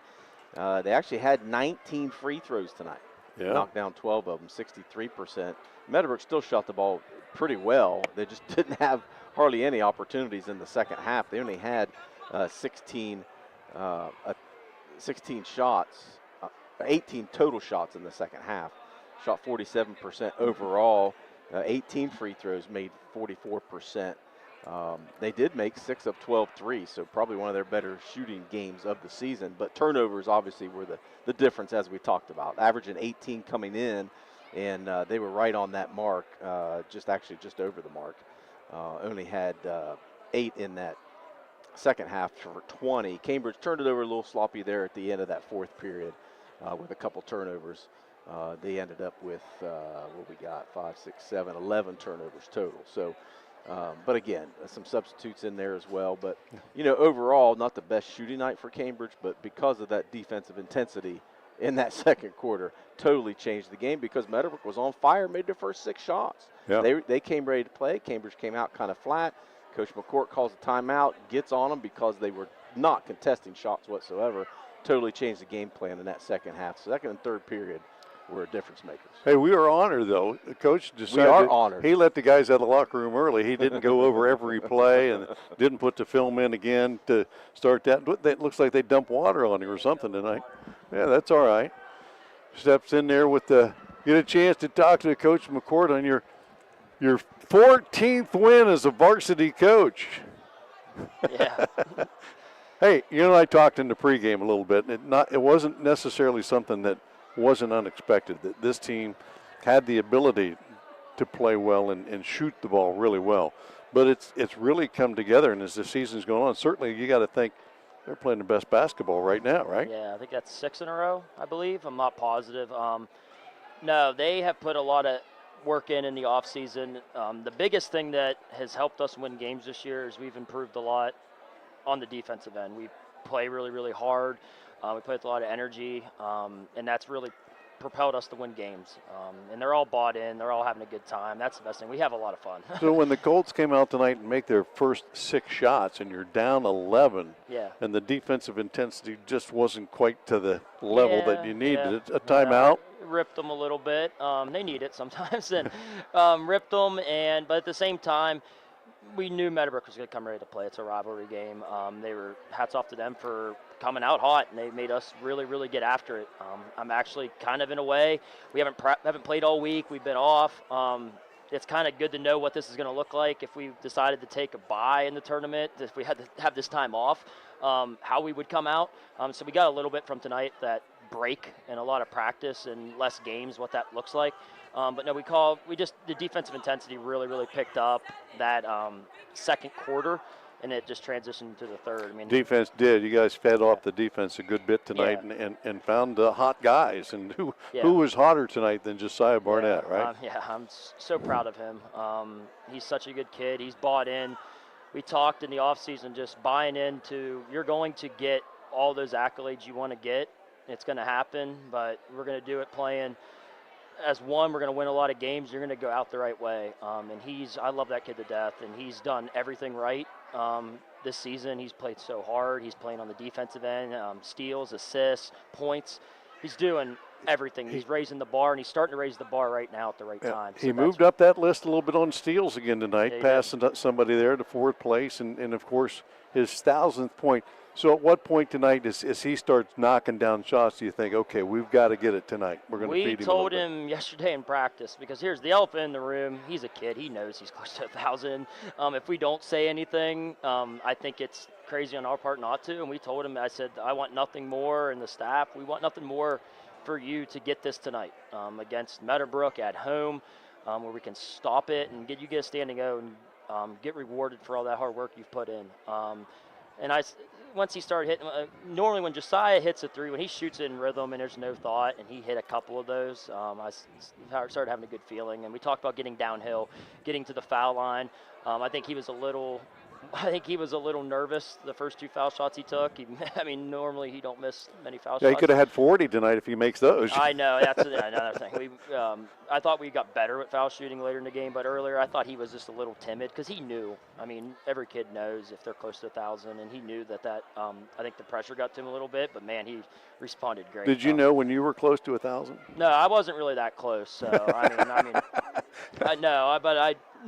never really knew.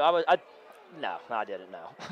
So tell me, looking forward now, okay? The season's gone, and you guys have continued to get better and better and better, and got a lot of guys shooting the ball pretty well right now. But the defense certainly, and you and I talked at the beginning of the season, that was the one thing that needed to improve. We need to box out. We need to play defense and score some with that. Now, as you're looking towards the OVACs that are coming up and tournament draw tomorrow, and you got to decide who you're going to play and where that's going to be and so forth. Tell me what your thought process is now. Right now, we're going to go through the tournament draw. We're going to meet early tomorrow and kind of just go through all the different scenarios. And I think tonight we learned a little bit about when we have a long extended period of time off, what our team, how we come out, and we can't come out flat in the tournament. And I think that's a lot of it. We learned some stuff tonight. We're going to go through the draw, let the kids know who we're playing, and then it's just full-fledged St. C. We're really, really ready for that game. Third time you're going to play. Third time, yeah. And I preached to the boys in the locker room afterwards. It's hard to beat a team 3 times. So we need to come in with that mindset. I think the 2 times we've played them, probably 2 of the most flat, timid games we've played all year. We just need to come in with we're going to win mentality, and we're going to bring it to them. And we do that, I think it's going to be a fun atmosphere. I think we should have a lot of fans down there. I think Tuesday night's going to be really, really cool.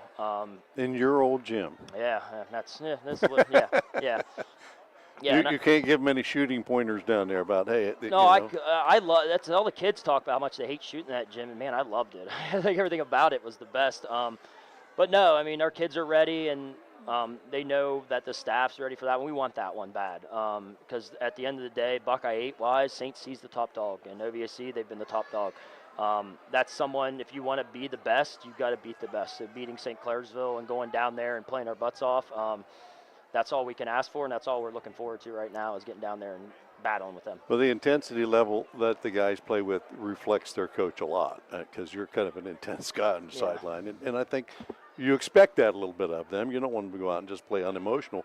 And in 3 quarters tonight, they scored 20-plus points, but that slow start that you've talked about, something that you just, if you can come out hot early, that's a key. Huh? Yeah, and it seems like the trend this year's been, I mean, we've had, at least the first 12 games of the year, we'd come out first quarter and it was just a barrage. I mean, when we're hitting, and it's not just 2 or 3 guys now. We've really worked on our role guys hitting shots, and you got Rylan Matthews, I don't think hit a 3 going into this year, and he's hit 13 or 14 on the year. Yeah. It's just giving these kids confidence, and because at the end of the day, if all 5 can shoot, all 5 can play, and all 5 are threats to the score, we're hard to guard. But it's coming out with that intensity from the get-go that we got to continue to work on. I think that's one of our weaker points. It takes us a little while to get going into the game, but when we get that figured out, if we just come out super intense, we're a tough team, and it's especially when we're on shooting. It's fun to watch. It's a lot of it's just you sit back and smile and really get after the guys. You just give the energy, and we work on all the concepts with motion and everything in practice, and you kind of just. I think the best coaching sometimes is not over-coaching and just letting the kids play and giving them confidence and putting them in the correct spots to succeed, and scouting and all those little things to give the kids all they need to go and to go out there and succeed and let them go. And I'm so proud of them. I can't stress that enough. I mean, some people might not have believed that we'd win 14 games, but we've been saying it from the get-go that we would win a lot of games this year. It's going to take a lot of hard work. It's going to be tough, but they've met the challenge, and I'm so super proud of them. The whole staff is too. You're not done yet. No, we're not done yet. Absolutely not.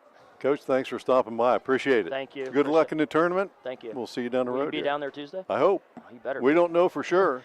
We're trying to push buttons. I hope so. We're pushing everybody's buttons. A good time. Thanks, man. Hey, we're going to step out for one more minute. We'll come back and wrap this one up. A Bobcat win tonight, 75-48 over the Colts. We'll be back in 30 seconds. Stoney's RV Center is the place that makes buying a new RV easy. Ask about their on-site financing with very affordable payments, and they make on-site camper service calls to the area campgrounds. Stoney's RV also carries cargo trailers, car haulers, horse and stock trailers, and open utility trailers. They install hitch systems and fill propane tanks too. Stoney's RV Center, the place that takes camping to the next level, and a proud sponsor of our area high school sports teams.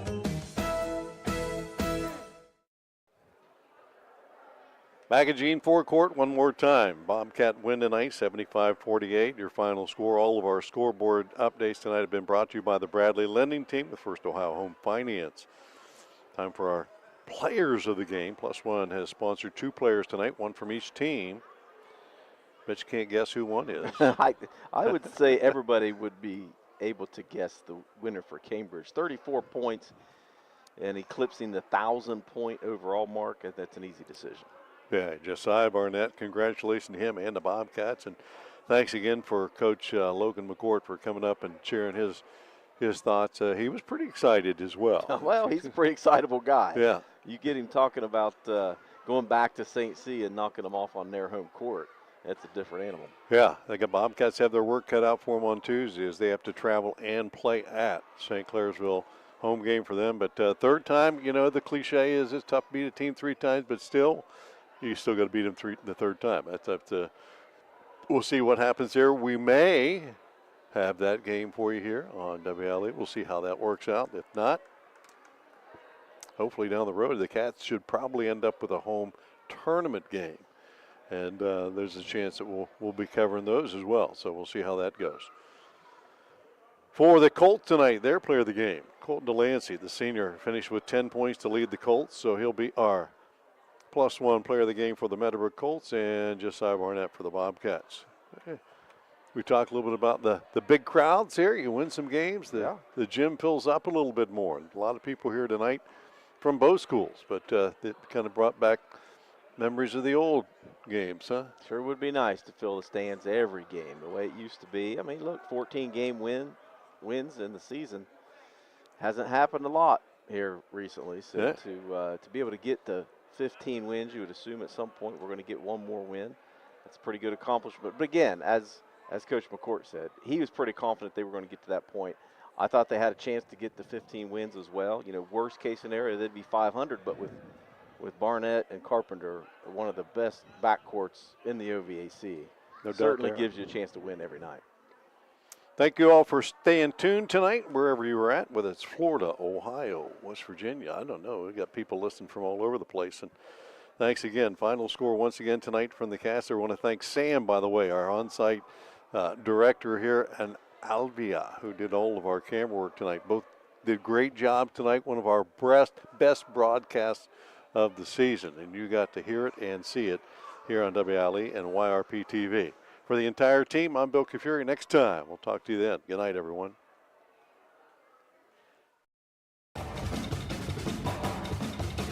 You've been listening to high school basketball on WILE Byesville, Cambridge. High school basketball is a presentation of AVC Sports.